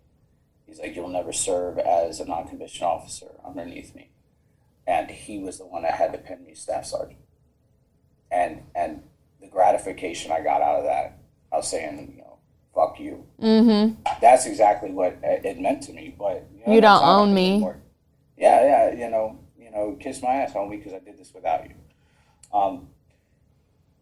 But I ended up, when I got promoted, my list opened up to where I could go, and like it was everywhere except for Fort Lewis, which is where my daughter was, because her mom got remarried, and she remarried an officer, and they moved out to Fort Lewis. Which, by the way, I'm going to say this here and now. That man is the best man that I could ever think to be a stepfather to my daughter. I appreciate everything that he has done for my daughter, and he's the best human being that I can think to be my daughter's stepfather. And that's beautiful. Rare to say. It's rare to hear. Proper co-parenting is definitely new life skills that are coming into play, for sure. Yeah. So, especially like man-to-man, somebody coming in and parenting their daughter or their son, whatever gender you have. It's a really tough thing to take to your ego, right? The good one and the bad one. I mean, it's hard because it makes you feel less as a parent, especially when you go into those situations where you stepped away because you knew that you weren't the one for her mother. And in knowing that you were going to do that there was going to be another man that came in and would technically have to play the father role in that household. And I think that's another reason that a lot of people choose to stay, quote unquote, for the kids, is because they couldn't bear the thought of somebody else coming in and playing such a valid role in their kid's life. It could be someone that they hate and have no control over that's horrible and bad, or on the other hand, they're supremely great and they make them feel like they're not as good. So, yeah, that's amazing. You're bringing so many good parenting points up. This is awesome. I learned a lot. Yeah. In that time when my list opened up, I handed my list to my then wife, and I said, "Where do you want to go?" Like, there's a list. You get Italy, Hawaii, wherever. She said, "Let's go to Alaska." And I was like, "Fuck, all right." She picked Alaska over Hawaii and Italy? Yeah. Wow. Interesting. We get up here to Alaska, and I'm like, fresh start, nobody knows me. Lo and behold, there's people that know me here. I'm like, fuck, I can't get away from this shit. Well, the airborne community, if you know a lot about the airborne community, it's very small. Like, there's a lot of us, but it comprises of 0.01% of the Army. We have a huge Air Force base here in Wichita. It's McConnell Air Force Base. And then we're also the head of airplane manufacturing. So we're basically we're the airplane capital of the world. Like, Harrison Ford flies his plane in here like every 6 months to get his plane maintained here. Christy Alley is originally from here. She lives out in LA now. Like, there's like a couple big names that come in. And I found out that we are on one of the top lists for people to come get like secret plastic surgery. Weird. Yes. That is weird. Yes. Besides a lot of indigenous culture and amazing arts communities and music, we have airplanes and plastic surgery for you folks. That's awesome. Stay tuned. More to come. More to come. So she said Alaska. I'm like, fuck. Okay, let's go to Alaska. So we drive in January from Fort Bragg, North Carolina, all the way up to Alaska. The longest 11 days of my life. It wasn't bad. I enjoyed it, but it was just the longest 11 days of my life. We get up here. My first day up here was negative 25. It was so cold I didn't realize how fucking cold it was. And it was crazy. Life up here began. People knew me up here. I was working for a unit. We were slated for a deployment, another one. And before you go on any deployment, they say, hey, like, you've got to get this memory test done and this reactionary test done. Once you get that done, you'll be cleared. You'll be good to go. Well, I took it, failed miserably. And so the nurse that was administering the test looks at my scores and she's like, oh my God. I was like, what? She's like, we need to get you to a doctor right now. Like, right now, like, there's no waiting. I was like, okay, like, I'm scared. What the fuck? Am I gonna die? And so we go to this primary care manager, and she's in the TBI clinic, and she's like, hey, your test scores, like, tell me some symptoms of traumatic brain injury. I'm like, I don't know what you're talking about. And she starts rattling off these symptoms. I'm like, yeah. Almost every single one of them I fit. And she's like, you have traumatic brain injury. And I was like, what the fuck is that? And she's like, how many concussions have you had? It's like, how much time do you have? And so she showed a lot of interest in me. Like, there's something wrong and you got to get it fixed. I'm like, whoa. But then when she was rattling off all these symptoms, everything started to make sense. All these things were starting to click for me. Like, I was having problems formulating sentences. I was stumbling over my words. I was blacking out. I was passing out, literally standing there and just boom, hit the floor. My emotions were an emotional roller coaster. I had a sensitivity to light. I had random fits of nausea, like all this crazy stuff. And she was like, okay, we've got to get you treated, you know? And I said, okay, well, workers going to want to know what's going on. So, like, I ended up going back to work and telling my platoon sergeant and my first sergeant, like, hey, this is what's going on. And I was expecting them to be like, well, suck it up, Buttercup. You have a deployment. You have to go to Fort Polk, Louisiana. Like, suck it up. But my first thought was like, hey, man, how many deployments have you had? I was like, 4. And he's like, how many jumps have you had? 25. He's like, okay. He's like, get yourself taken care of. What? Unheard of. Unheard of. And I was like, okay. And he's like, we're going to put you in a training room. All you got to do is just show up in the mornings, go to your appointments in the afternoon or during the day, and you'll be fine. You know, we'll keep accountability of everything else. Okay. So I go on this deployment, I start doing this pipeline of treatment, and I'm doing occupational therapy, so it's helping me with my hand-eye coordination. I'm doing speech therapy, and then they introduced this thing called music therapy, and I was like, am I gonna sit in my fucking room and like talk about my feelings and listen to music? Yeah, that's what I thought it was, dude. I thought they're gonna have a big ass statue of Buddha and shit. But as soon as you say music therapy, I'm like, I'm right there. You understand what it is? Yes. I didn't know what it was. So I was like, why not? Like, let's figure this out. And I get in the room for a session. My music therapist is like, grab a ukulele. And I'm like, I don't know how to play. And she's like, I'm going to teach you. Okay. So I grab a ukulele, start my ukulele, and I get to the point where we've done probably 2 months of sessions. And she was like, okay, you're graduated from the ukulele program. What do you want to learn? You're giving me the option to choose what I learned. She's like, yeah. I was like, okay, fucking guitar. So I pick up guitar and we start learning guitar. And progressively over time, I play drums now. Mm-hmm. I've seen that. That was the first thing I seen when I jumped on. I'm very attentive. Yeah, I have You got John Lennon over there. I see that. Yeah, I got John. There's actually a piano behind me. Oh, nice. I have so many instruments. I love them so much. Actually, you're not able to see, but I got a guitar back here. Anyways, so in that time, I started doing counseling as well, and I'm starting to address some of the problems that are going on in my life. And this is 2017, and then 2018 rolls around, like the beginning of the year, January, and so my daughter was in town. We flew my daughter up here, and started noticing some things with my ex-wife, or my wife at the time. And I dropped the bomb, ex-wife. Anyways, I started noticing some things with my wife. She wasn't paying attention to my daughter. When she was in town, my daughter wanted to cuddle with her. She wouldn't do it. I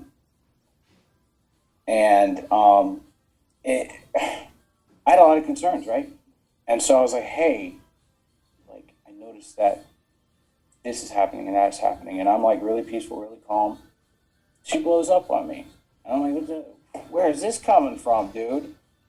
Right? And the toxic shit is coming back around.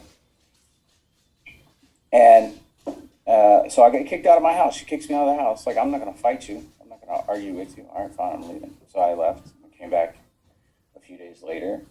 And I approached it again, same manner. Like, I wasn't screaming, yelling. I wasn't accusatory. I used I statements, not you statements. Same thing. Boom. This time I was gone for 2 weeks. At the end of the 2 weeks, I come back to the house to pick out more clothes. And she's like, can you watch the kids? Because I need to get out, you know. I was like, man, fuck it, why not? And I'm thinking, expecting that she's going to be back at the end of the night, and she doesn't come back till the morning. And I'm like, okay, what happened? That triggered, get the fuck out of my house. All right. This is the third time I'm being kicked out of my house. Like, there's clearly something wrong. She calls me, tells me I'm sorry, come back to the house. Literally later on that day. I get back to the house. She says, oh, do you want to open a relationship? I'm like, what? Where's it coming from? And then she's like, well, where do you think I was last night? That's how I found out she was cheating on me.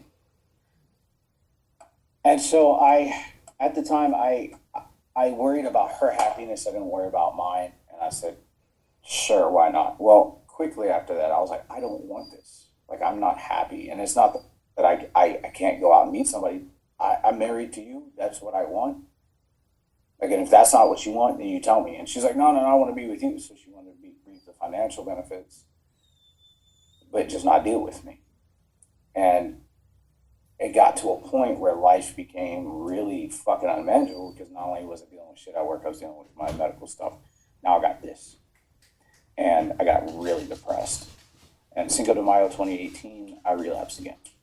And went out and got really fucked up. And for that next month, I drank every day, all day. So like I was going to work, I'd come home, I'd eat a little something. I wasn't eating very much. And I'd start drinking till blackout. And then wake up for work the next morning, do it all over again.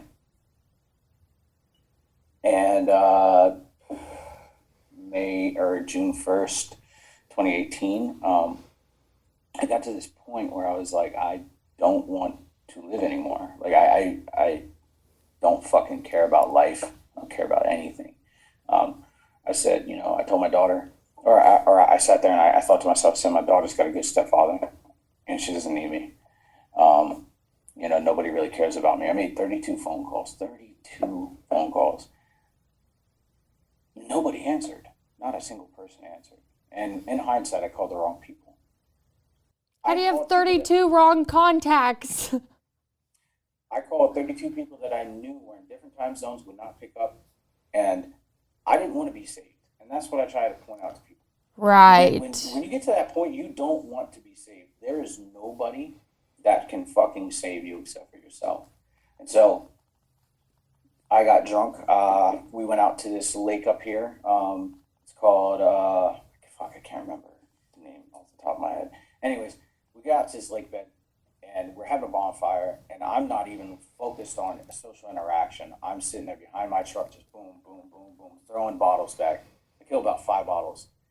And here's the kicker, like I'm the UPO in the unit, so I'm the unit prevention leader. I know how much alcohol it takes to hit you and how fast it's going to hit you. So I drank enough to hit me really quick. I jumped in my car and I drove so far away so that nobody would see me. And I put my car on a tree at 70 miles an hour. Literally, boom, aimed it right at the tree, hit the motherfucker. When I came to, the only time when I was still in my truck, the engine block was that far from me. It was right here. And I woke up in the hospital, and my ex-wife, or my wife, was there. And she was like, "You're so fucking stupid. Why would you do this?" Like, you don't tell somebody that has tried to kill themselves that they're fucking stupid. Not the first thing you should say when they actually lived either. Like, let's be a little grateful no matter what the circumstances are. Right. And so I said, I tried to kill myself. And she was like, "Why would you do that?" I said, "Well, I'm not going to blame you, but you're a motivator." I said, "I have all these other motivators. I'm not blaming you, but you are a motivator as to why I feel the way that I feel." She got up and walked away. And then, left. And my first sergeant came in. And he was like, "Why would you do this?" And he tried to compare his life to mine, which didn't make it better. So I ended up getting out of the hospital, going home, and one of my buddies came to my house. And he knocked on my door, and he said, "You're not okay, and you're going to come and stay with me." And because of that, man, he's probably one of the only reasons that I'm still alive today, because I don't know what I would have done. That's really powerful. Yeah. And so I got to his house, and my eye was all swollen shut because the airbag smacked me in the eye and scraped above my head, or my eyebrow. And I sat there and I was just like so shameful, so full of shame. And I was like, I need some help, like serious help that no counselor is going to be able to provide me right now. So I checked myself into our inpatient program up here on base. And I stayed there for 11 days, and that 11 days we focused on CBT. Everything was great. I didn't have to worry about anybody around me. But in that time, the one thing that was on my mind was my wife. Like, I've got to get through to her that I love her and that I care and that this is why I made the decision that I made. And so I wrote it out. I wrote out a letter to her that I would read to her, because I can write things out and articulate things better than I would be if I'm speaking it just straight from my brain. So I write out this letter. I call her and say, "Hey, can you come and just sit with me for 20, 30 minutes, just a little bit of your time?" And she was like, "Yeah, sure." So she showed up completely annoyed, and I sat there and I read this letter. And as I'm reading the letter, I'm looking up, and it's like I was talking to a wall. And so from that moment forward, I realized like there was nothing left. Like I couldn't fight it anymore. I couldn't run from it. Like there was nothing left in that relationship. So I get out of inpatient treatment. I start doing outpatient treatment. So for another 11 days, I'm doing this outpatient treatment. Everything is fine. I go back to work, and everything is working out there. But I started growing like a set of balls that I never knew I had on myself. Right? Like I could tell people to fuck off, and I didn't even care. And then I filed for divorce. So one of the things that happened at work was that my first aunt walks in and he's like, "What's wrong with you, and you?" And everybody's listing off these things that are wrong with them, why they're there. And it comes to me and I said, I got TBI, I've got, all these other things going on. And he's like, "Oh, so it's on your head." And I absolutely lost it. Like, I was so full of rage. And I'm a person, like, if you're working for me or with me, like, I'm going to defend you. And that was one of those times where Rage Viking came out. And I was like, "So you're telling me these two guys that broke a hip and a leg on a jump, that's all in their head, right?" And I said, "These two guys who have testicular cancer, who had half their manhood taken from them, like that's all in their head, right? This guy that has this wrong with him, that's in his head, right?" I was like, "Fuck off, dude, get out of here." I was like, "If you got to communicate with me, do it through email." And he didn't open my door one more time, ever. And so I grew a real big resentment for him. And I was sober in that time and like didn't drink, and because I was like, I can't drink because I'm on meds. And like that'll really fuck with me if I drink on meds, right? Meanwhile, the meds I was taking prior to that, I didn't care. Like I was taking Lexapro, and that made me even more suicidal. So like, it didn't really matter. So I was on gabapentin, I'm not gabapentin, but I was on Wellbutrin, and I was like supremely happy all the time. Like someone could have shot you, and you'd have been like, "It's okay. It's just a flesh wound." Yeah, 'tis but a flesh wound. 'Tis but a flesh wound. Yes. Yeah, and that's what it did for me. And so I was like perpetually happy all the time. Meanwhile, people didn't know this like, absolute anarchy that was going on inside my brain. And so the Army decided like I'm not useful anymore because I got this traumatic brain injury thing going on. And they're going to medically separate me from the Army. And that really fucked me up because I was like not only terrified because I didn't know anything in life, but also, like, what am I going to do? I don't have any skills outside of this. Like, I have office skills, and that's cool. But what person is going to hire a veteran with office skills? Nobody. Like, let's be real here. I'm not formally trained. I'm informally trained. I taught myself everything I know. And so... And I have the worst case of PTSD that you can imagine. Oh, yeah, absolutely. Yeah. And that was at the time where stigma was real in the workplace. And so the Army ended up medically retiring me, and I go in after work, or after I get my clearing paperwork, my DD-214, my retired ID, and I walk in to where I'm working, and the first sergeant walks out, and he's like, "Did you get your stuff?" And in that moment, I could say everything I wanted to say to him. All I said was, "Fuck you, Joe." Like, his first name was Joe, and I was like, "Fuck you, Joe." And I held it up like this. And I was like, "You can kiss my ass." I turned around and walked out.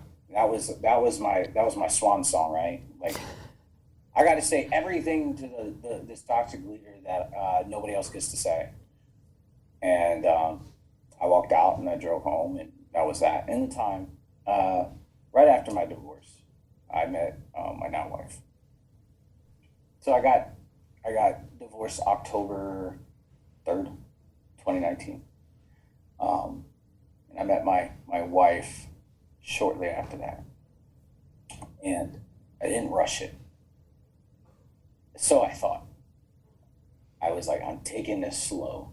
I want to go on dates with her. I want to be able to drive to her house. I want her to be able to drive to mine. Like, let's make this mutual. Let's go slow. 3 months later, she was moved into my house. Like, more cycles of insanity happening. And so I get out of the Army, and I'm moving into my own place. Meanwhile, the VA is not kicking in. So I don't have a way to pay for this house. And I get evicted. And But shortly afterwards, like literally like hours after the eviction process happened, I was in this house that I live in now, which is on base. And it was something that was like really tumultuous to me, right? Like I didn't understand how I could do this for my country and the VA is not helping me out, right? So I ended up calling my center. Everything gets worked out in its own time, and I'm getting paid by the VA. But in the meantime, like I'm trying to find employment because I don't feel like I have any purpose. And I get this job at the airport, and I didn't have any skills for it. It was a customer service job. I had no skills for it. The only reason that they hired me literally was because I was funny. I made them laugh. And that made me feel like shit, right? Because like I'm the funny guy, but I don't know any skills. I don't have any skills. So I start working there, and I'm learning. But I got this beard going on, and I'm intimidating people because I've got this rage built up. I'm not drinking, but I still got this rage built up that like is consuming. So I'm saying I had really dark humor. I would walk in an office, in my manager's office, and I was working in a section of all females. I walk in my manager's office, she's a female, and I'm like, "Hey, do you know the quickest way to a man's heart?" And she was like, "Food." I said, "No, through his chest." Scared the shit out of people, right? Mm-hmm. And all the men in my place of employment were terrified of me because that's how I presented myself, and I was okay with that. Well, your energy introduces you before you even open your mouth. That was very profound the first time I heard it too, and I was just like, "Fuck you." You know, I definitely had that like very big energetic barrier. Yeah. And I mean like yeah, and then my boss came to me and she's like, "You're scaring all the other guys." And I was like, "How? I'm the nicest person you'd ever meet." She's like, "You're very angry." I was like, "You're fucking angry. I'm not angry." Right? But secretly I was. I just was not able to admit it. But channeling it through sarcasm is something that I can completely identify with. Yeah. And so July 4th, 2019, I fed myself the lie for the last time, and I said, I think I'm okay to drink. I think I'm okay to drink because I'm in an environment where it's not hostile. I'm, I'm surrounded by a woman that I love, kids that enjoy me being around. So I said, I'm going to have one drink. And my wife was like, "Are you sure?" And I was like, yeah, I'm going to have one drink. I had one drink. That led into 3 that night. The next night, it led into 6. And all the while, like, I'm telling myself, I'm fine, I'm okay, there's nothing wrong with me.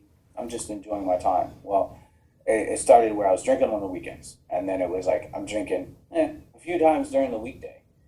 I'm going and buying a 5th of Crown Royal every night so that I can keep on an even keel, right? My wife and I, we argued like it was nobody's business in that time. Like, and it had nothing to do with her. It had everything to do with me. She was a fucking saint, and I mean that. Like, she was a saint in that time. And, like, it was hard. It was really hard because I was like, I despise her so much. Why is she trying to control me? But in reality, like, I was out of control. Completely out of control. Completely oblivious to everything around me. And December 7th was... That year, December 7th, 2019, was probably the worst night of my life, of my existence, outside of trying to kill myself. So I go to work and I come home. It's a Friday night, and it was a Friday night, and I drive past the gas station. The gas station on base, all of them sell liquor. So I stop. I get 2 bottles of Crown that night because I'm like, I'm feeling it tonight. We're gonna get fucked up tonight. We're gonna have a good time. I drive home. I don't even get out of my car. I uncork it, drink half the bottle, walk in the house, and we're playing Cards Against Humanity. Who doesn't love it, right? I love Cards Against Humanity, but it's more funny as a drinking game. So we're playing Cards Against Humanity. Part of the way through the night, my wife is like, "Okay, I think you're done drinking," and I was like, "No, I'm not." Instantly, full of rage, and I wake up outside of my house with no shirt on. 2 hours later. First, it's December. I should not be outside with no shirt on. It's cold as a motherfucker. And you're in Alaska, so And I'm in that Alaska. winter is like -20, -30 when you're talking about winter. Yep. And when I come to, I'm like, I am so angry, but I don't know why. And I go inside, and my house is destroyed. There's holes in my wall. A guitar that I had gotten as a gift from my mom was broken. All the Funko Pops that I had in my collection are on the floor, stomped on. And I look down the hallway, and my wife's on the floor. And I was like, I don't know why she's on the floor, but I'm going to grab the keys and leave. So I grabbed the keys and I left, and I drove. And I drove down to a spot called Mirror Lake, and I slept in at Mirror Lake. Meanwhile, I didn't have my wallet, I didn't have my phone, I had no way to communicate with anybody, but I know one person that lives not too far away, so I drive to his house, and I was like, I think something bad happened last night, and I don't know what. He's like, I would call your wife if I were you. I was like, okay. So I call her, and she's like, you hit me. And I was like, I don't remember. And she's like, you hit me. And my wife has never given me a reason to doubt her. I had never lied to her, or she never lied to me. So I was like, if that's what you're telling me that I did, then I need to fucking pay for this. Like, this is not okay. And so I went to a Walmart in town, and I called the police, and I said, hey, my wife is telling me I hit her. I don't remember, but I'm here. You don't have to worry about me running. And then I called her, and I said, hey, if you want to come pick the car up, it's going to be here. I've just called the police. I'm waiting to get arrested. And so my wife and her mom and her stepdad show up, and the cops show up, and my wife is like, I just want him to go get help. You can take him to the hospital. I don't care. He needs help. And her mom is like, no, he needs to go to jail for what he did. And so they handcuffed me, put me in the back of the car, drove me to the jail, and I sat in jail for 20 days. In that 20 days, like, I was so angry at everyone. I was angry at my wife and I blamed my wife. I was like, she could have stopped me drinking, but in reality, she couldn't. I mean, she tried, right? And then you were like, no, whatever. I said, my roommate, he could have quit, stop me from drinking. He's taller than I am. He's bigger than I am. Reality is he couldn't do it. Nobody could. And then I had this old indigenous man sit down, and he heard my shit for the last time. And he was like, they called me Viking in jail. He's like, Viking, shut the fuck up. And I sat and I looked at him, and he was like, you've created all your problems in your life. Every one of your problems. And until you come to terms with that and you accept that, this is where you're going to be, man. And I was like, what? Was that the song? I'm like, why is something playing right now? Nope. It's my phone.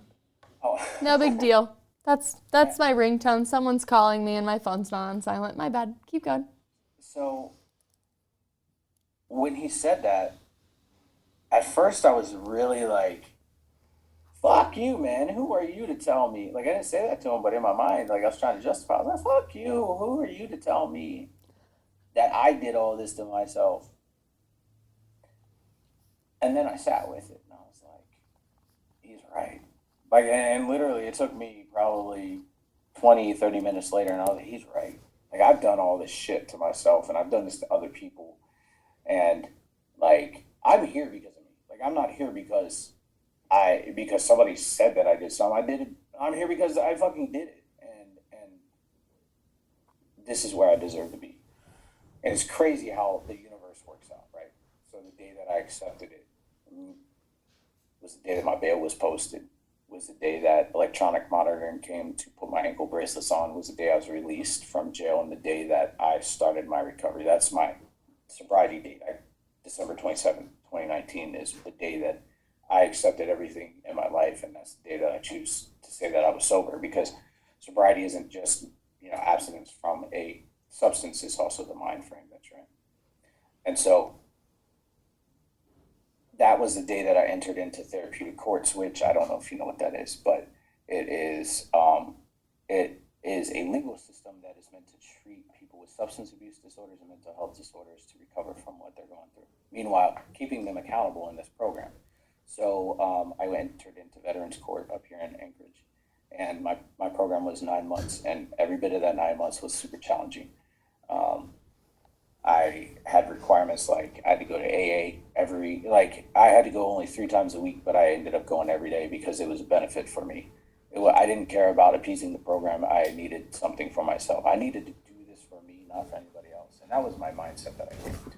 I had to do it for me.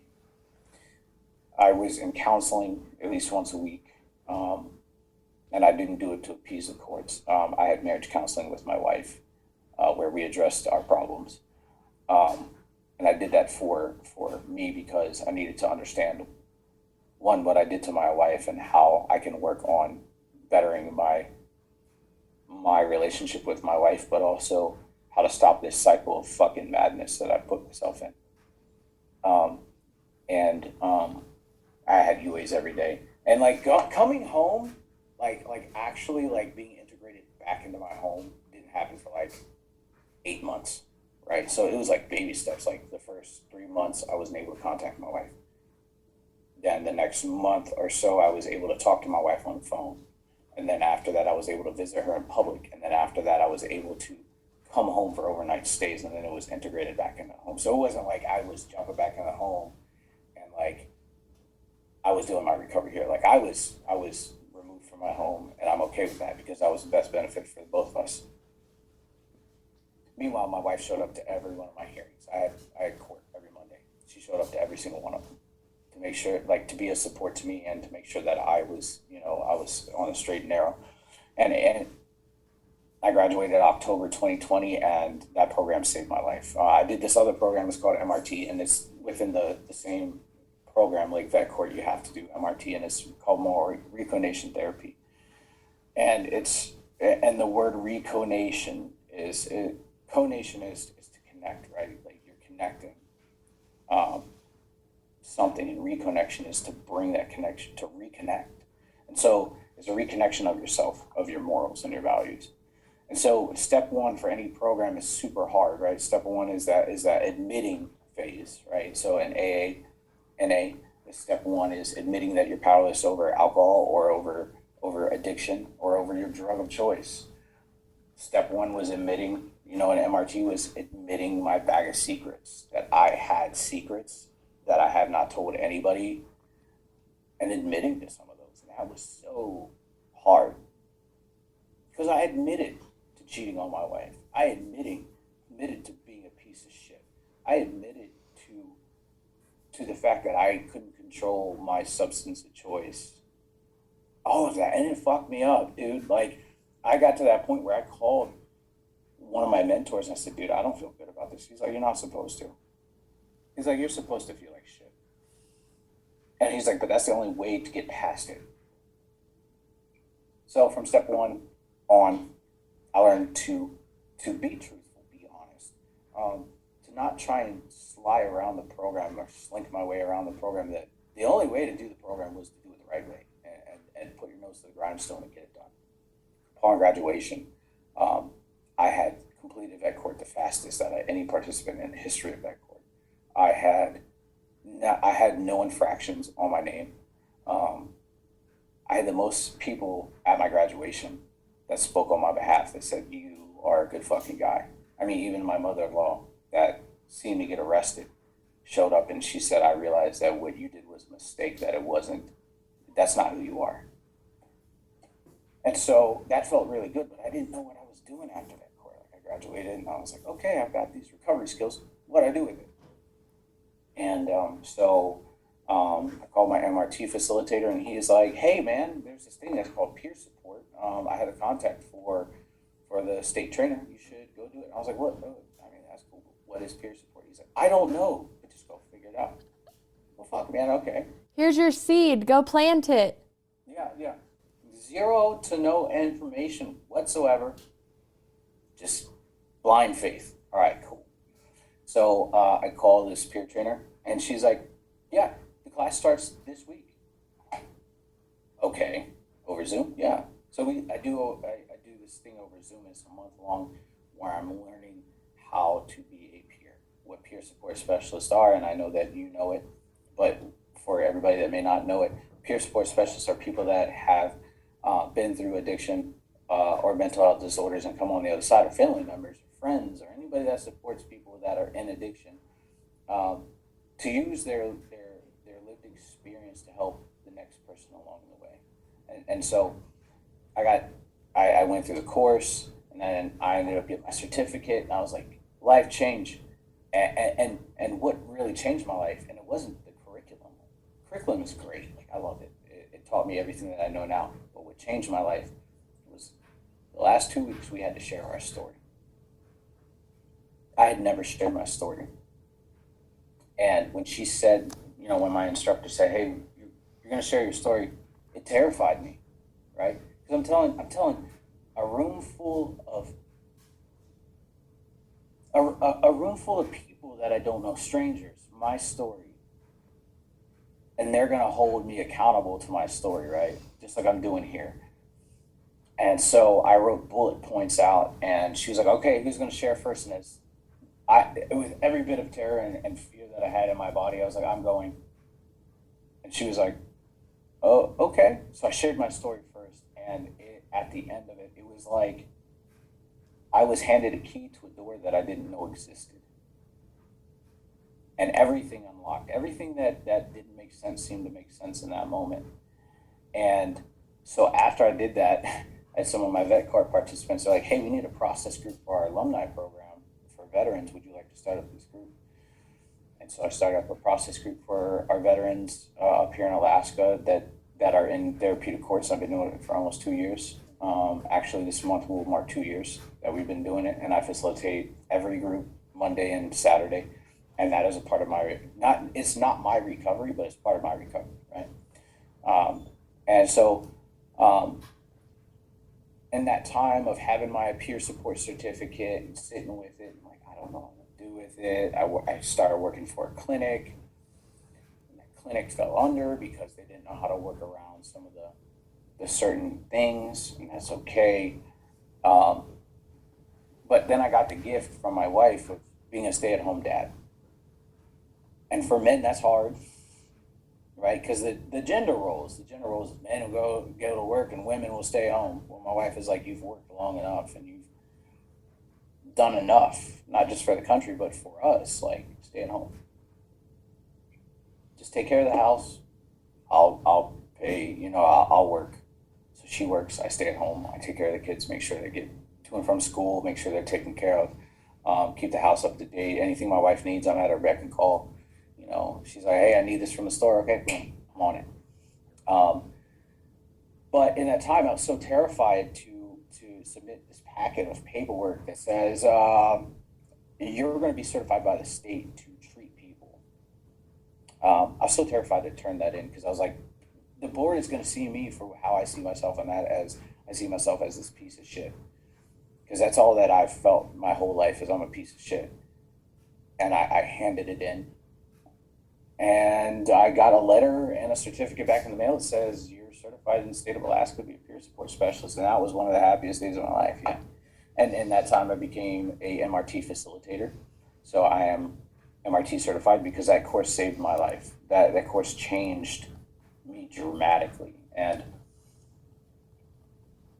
I started learning that, like, my recovery changes, right? So, like, I love AA. It helped me out for a season, and I don't go to AA as much as I normally do. I go when I need it, right? When I have days or weeks where I'm like, oh, fuck, it's bad. But my recovery now looks like, and this is why I say I'm in long-term recovery. My program looks like to me is I put something in my day every day that's going to benefit me, right? And not just self-care, but something that's going to benefit me. So Monday I do counseling. Tuesday I have music therapy. Wednesday I have my groups. Thursday I have massage therapy for my back. And then Friday is my open day where, hey, something could fill in. I normally might have a business meeting for this national alumni program we're doing, or I might have podcasts that day that I jump on other people's podcasts and share my story. Saturday I have my I have my other alumni groups, and then Sunday's my off day, and I do it all over again. But I also do meditation. I do a lot of meditation because, God damn it, I need it, and the world needs it. Yes. Right? Going from medicated to meditated. Yeah. Yes. So I don't just do guided meditation or body scans, but I also do like ASMR meditation because it helps me to connect with myself. And so that's really been helping. And then like a year ago, I got on TikTok, and this is where like everything kind of started catapulting for me. I absolutely despised TikTok. Like, I don't know if you've interacted with TikTok at all. I'm just starting. I have roughly 300 followers, and I'm still, like, I know its benefits, and that's what I really try to focus on when I'm on there. I know that there's a bunch of crap on there, but I want to be one of the good pages that you can go to for consolidated resources. Mm-hmm. So when I first heard of TikTok, I seen all the trends that were happening, and I was like, this is the dumbing of society. Absolutely the dumbing Purposefully dumbing down of the society. Yes. Yeah. And my kids were doing trends, and I was like, this is stupid. But I game. Gaming is one of my coping mechanisms, right? So like I play Minecraft. It's fun. It keeps my brain a little bit engaged in some things. And so my wife will listen to videos behind me while I'm gaming, and I tend to listen in. And one of them, this lady was talking about how she lost her husband to addiction, and you could hear the pain and the suffering in her voice. And I was like, well, if there's this much pain on TikTok, I might be able to do some good. And so I got on, and I introduced myself, started sharing my story, sharing what I know about addiction and about mental health disorders, like breaking the stigma of like this is what addiction looks like. This is what like cookie cutter shit. Like this is what mental health disorders look like. No, because we look different, right? Mm-hmm. Like I'm a normal person. I look like a normal person. You'd never be able to pick me out of a lineup with somebody that has addiction and mental health disorders, but I do.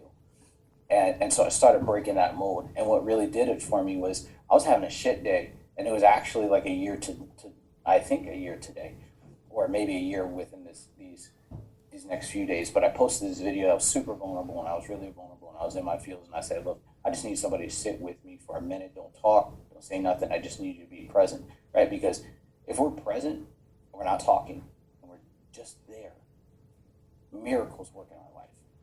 And so I just asked for that, and that video, that TikTok's got 1.3 million views. I don't care about the numbers, but the amount of people that it reached and the amount of pain that was unloaded on that post.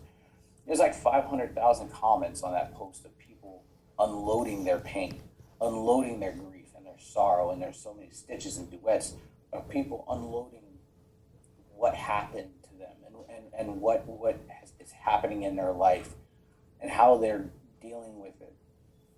It spoke volumes to me, right? So like, I continue to do it. I continue to come back, and I continue to do that stuff. I mean, I have some funny stuff on mine, but I really promote my vulnerability. Because like, if I'm not vulnerable and I can't talk about like why I'm feeling the way that I feel or what I'm feeling, then I'm not recovering at all. Mm-hmm. I'm just stagnant. So like recently I had a day where like, I don't know what happened, but I just felt like crying all day.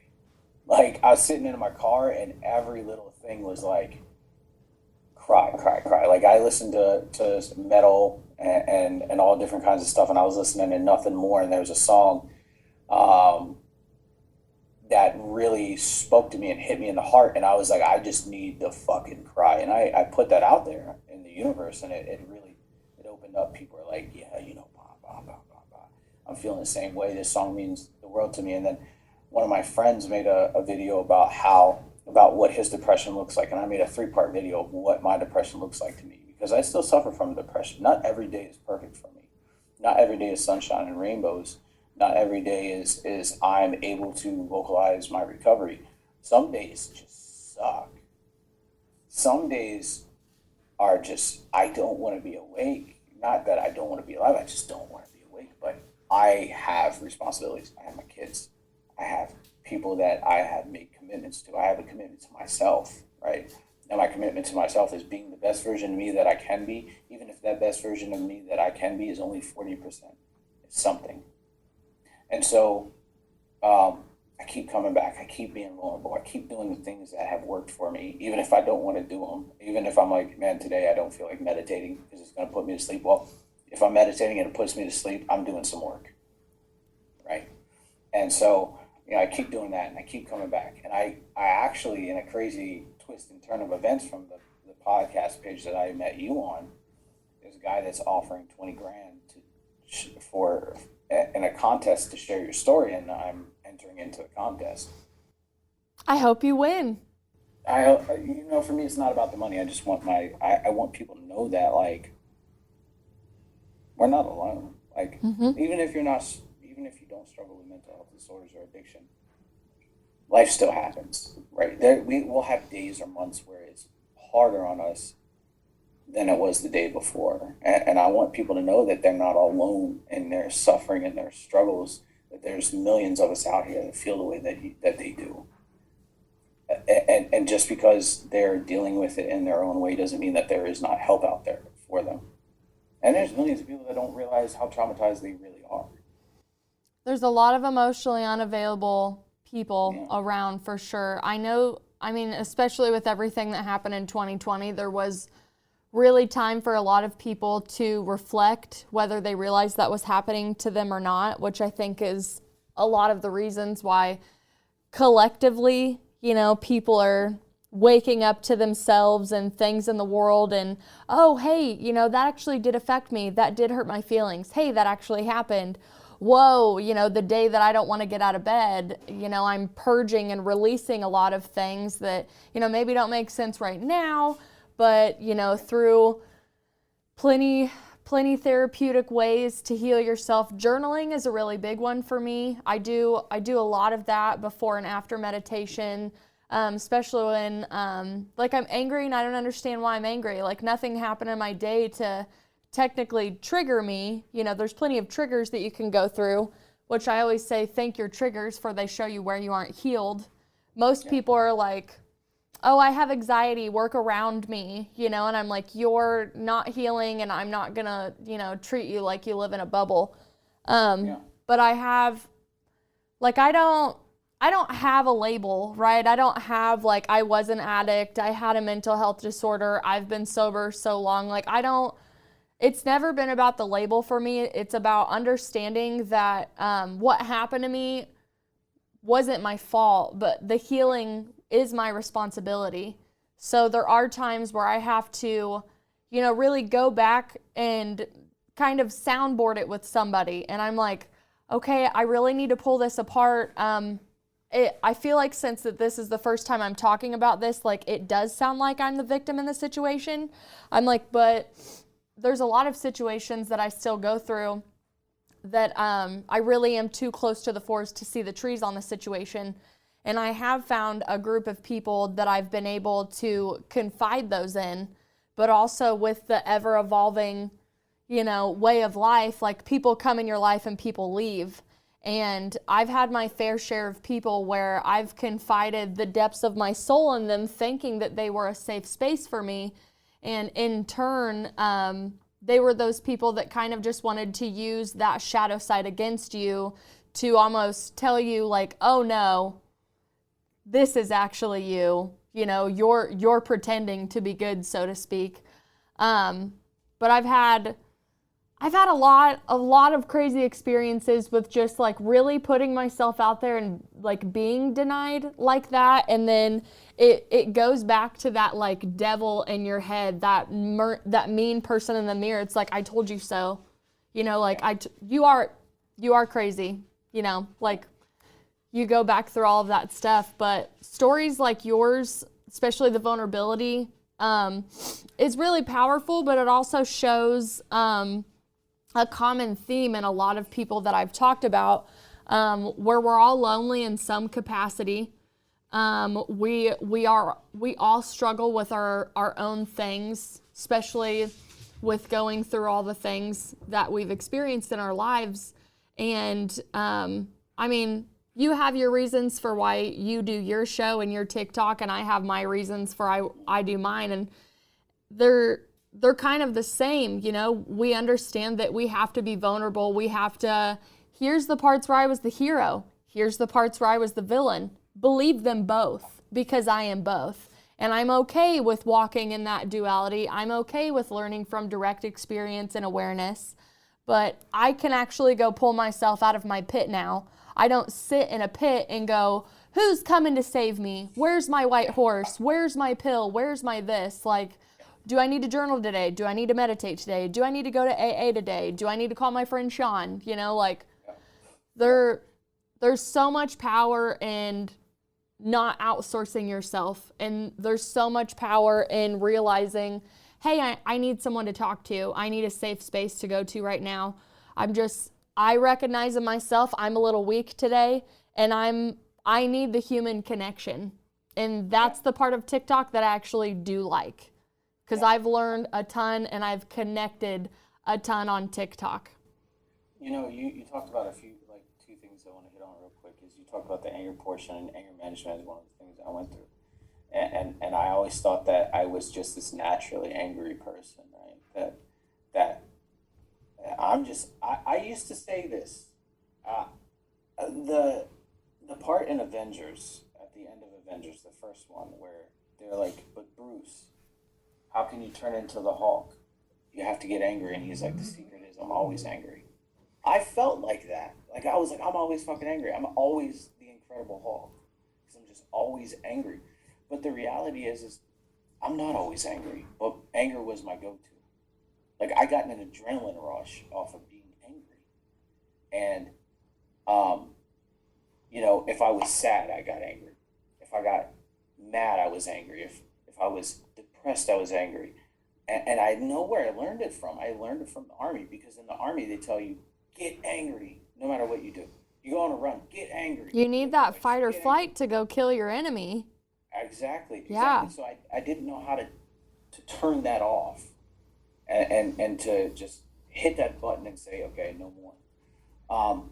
And so I learned to really sit with my feelings and my emotions and be like, okay, how do I feel? Like, how do I feel, and what's the emotion behind it? Because if I'm able to identify how I feel, like, not anger, because anger is that bit of the iceberg that you see. What do I really feel, and what's the emotion attached to it, and what is the triggering event that led me there? And so I am able to identify that now. It doesn't, like, I'm not always perfect, right? I'm not always able to pinpoint that and be like, yeah, that, you know, I'm angry. Why do I feel angry? What is the real feeling? What's the real emotion? But more times than not, I am able to do that. And you also, I can't remember the second thing because I was so fixated on that anger portion. It's okay. I thought that was very valid what you said about the anger. It's super true. But also, yeah, I don't remember. I blinked on the second thing because you said something. I was like, pick it up, and I don't have my notebook in front of me.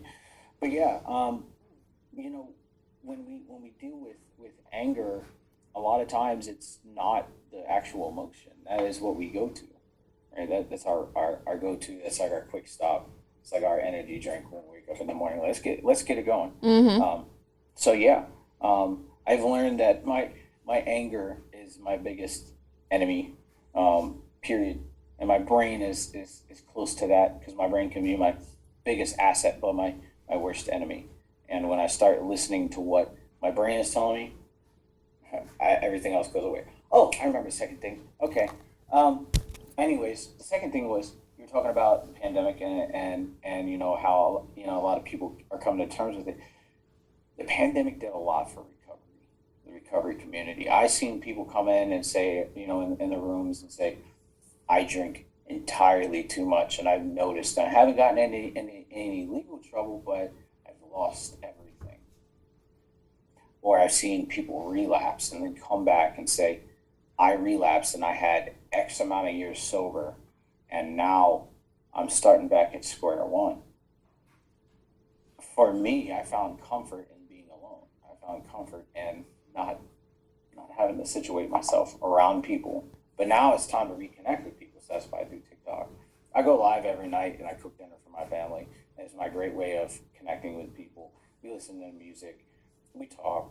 Some people come in and be super vulnerable, and we'll talk. We'll ask about our day. I have reoccurring people that come in my lives every time, and it's enjoyable to catch up and stay up to date with their days. And then there's days like last night where I was cooking dinner. I was like, look, guys, I'm just not feeling it. I'm sorry, I'm just not feeling it. Like, it's not you, it's a me thing, and I'm able to identify that. I'm not gonna project my bullshit on you guys, but it's just me. I'll be back tomorrow. Vulnerability, boundaries, they're very powerful. I do look forward to going live on TikTok more and sharing more. Right now I'm definitely building an audience and a following, which I know just takes time, but it's people like you that make TikTok a place that I want to go. I get annoyed when I find pages that I think are authentic, but really they are just there for the likes and the follows and, the inauthenticity that you're going to get with all of the entertainment industry, no matter what it is, whether it's an authentic person or someone portraying themselves. But, man, you have so many things. I can't even recap right now because the truth and the vulnerability and like not giving up, and you had so many relapses and so many times where you're just like, no, it's too hard. I think I'm just gonna stay here. I think I'll just stay drunk. I think I'll just stay shit. I've already done these 12 things. Like, these 12 things didn't help me, so nothing else can. Like, you really never did give up on yourself, and I think there's power in knowing that you can still always like mess up. There's people I know that are like, oh, I'll never touch anything again and I'm going to be so good. And then there's people that are like, no, it's a choice every day that I fight to stay away from this. And there's so much power in knowing how vulnerable you can be around those substances.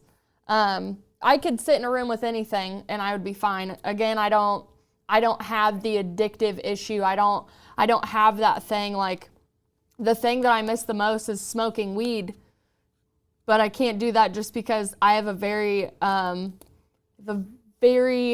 I trying to say? High energy child, and I don't want to be that stoned mom that's like, you know what I mean? Like, I want to be able to interact with her.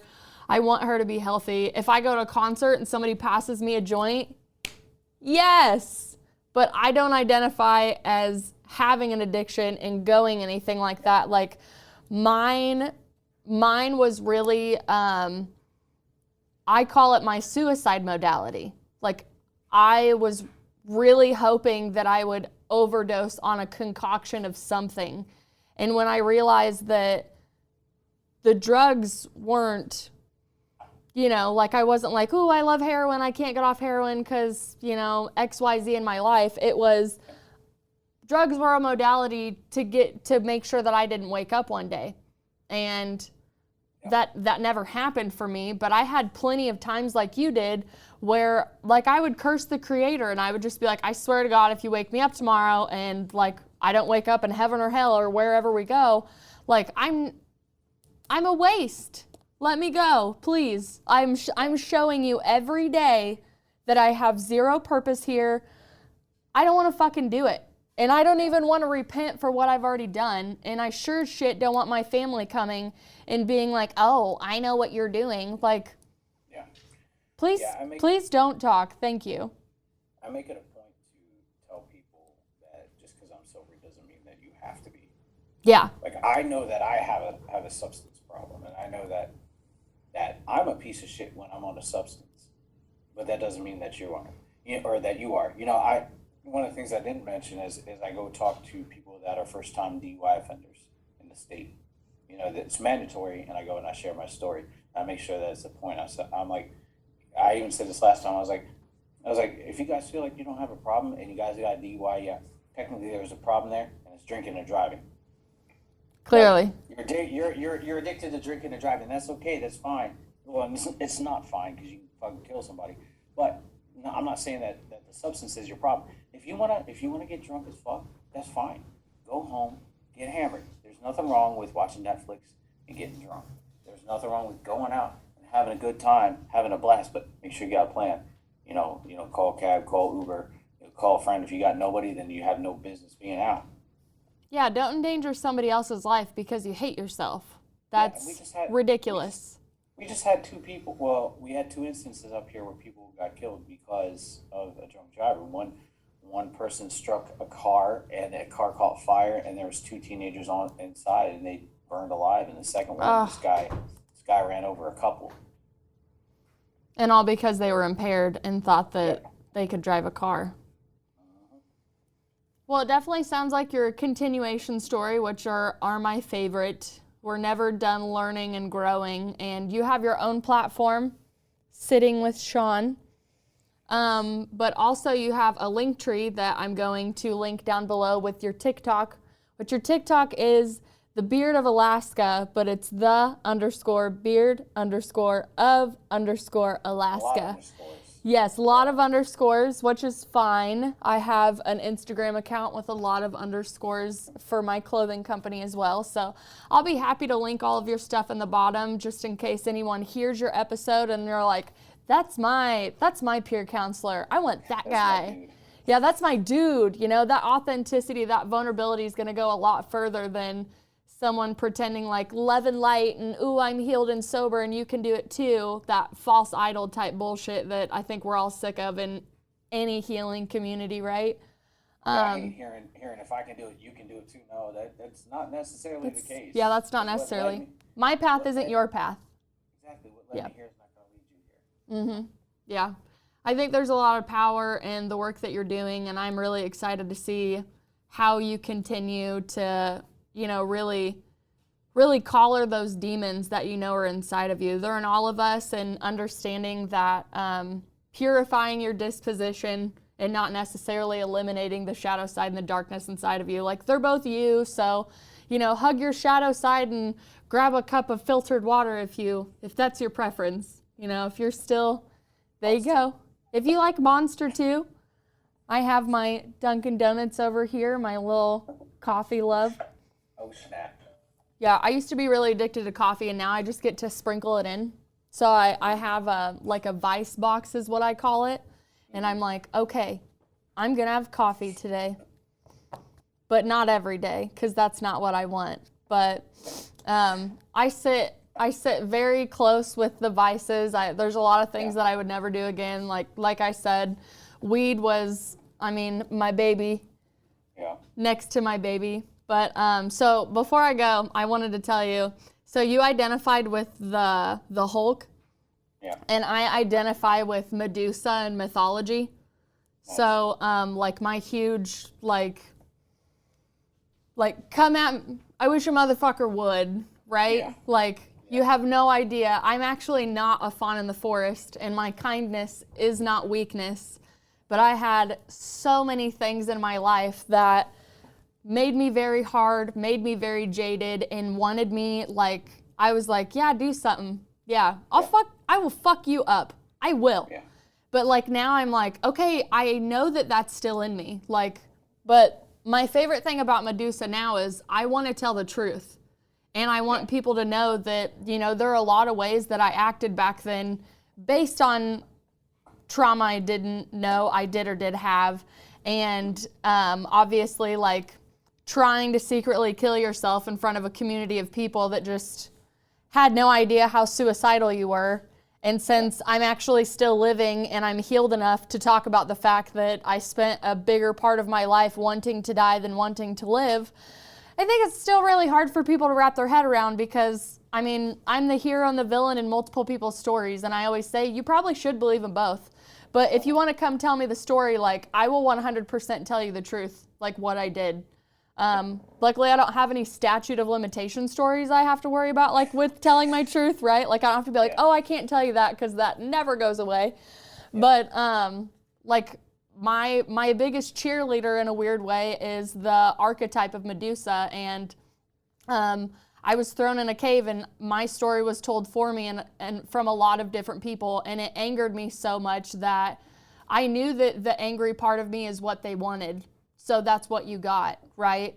And, going through the dualistic personalities of, no, you get the devil, no, you get the angel. And I mean, at the end of the day, like, I always wanted to be a good person, and I still want that every day. I want to live in gratitude and be thankful that I was strong enough to survive a lot of the things that I did.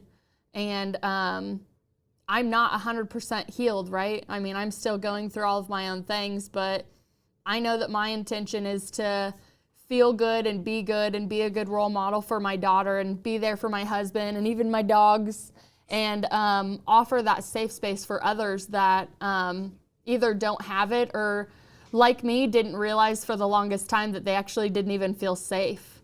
You know, that was really profound for me, is to be like, when was the last time I felt safe? And who was that person that I was with when I actually felt that way? So I just appreciate you so much for coming on and being that vulnerable here, because that means a lot. And you have a really powerful story. And, you know, you ever want to come on and continue your story, tell me where you're at, what you're doing, you're always welcome. Well, thank you for having me, and I would be grateful to come back on and share more of the journey. I love that. And speaking of sharing is caring, Vitality Exposed Concert Photography is going to bring us a track from Unlike Pluto today. It is off of his 2020 album called Messy Mind, right? How fitting. And the song is called Nicotine. It features Joanna Jones. So I have a little bit of a clip for you. 11s are really big in your story, so it just happens that this clip is 1 minute and 10 seconds. So we're gonna go ahead and play it for y'all, and I really hope that, you know, y'all go check out Sean's TikTok and all of his fun stuff.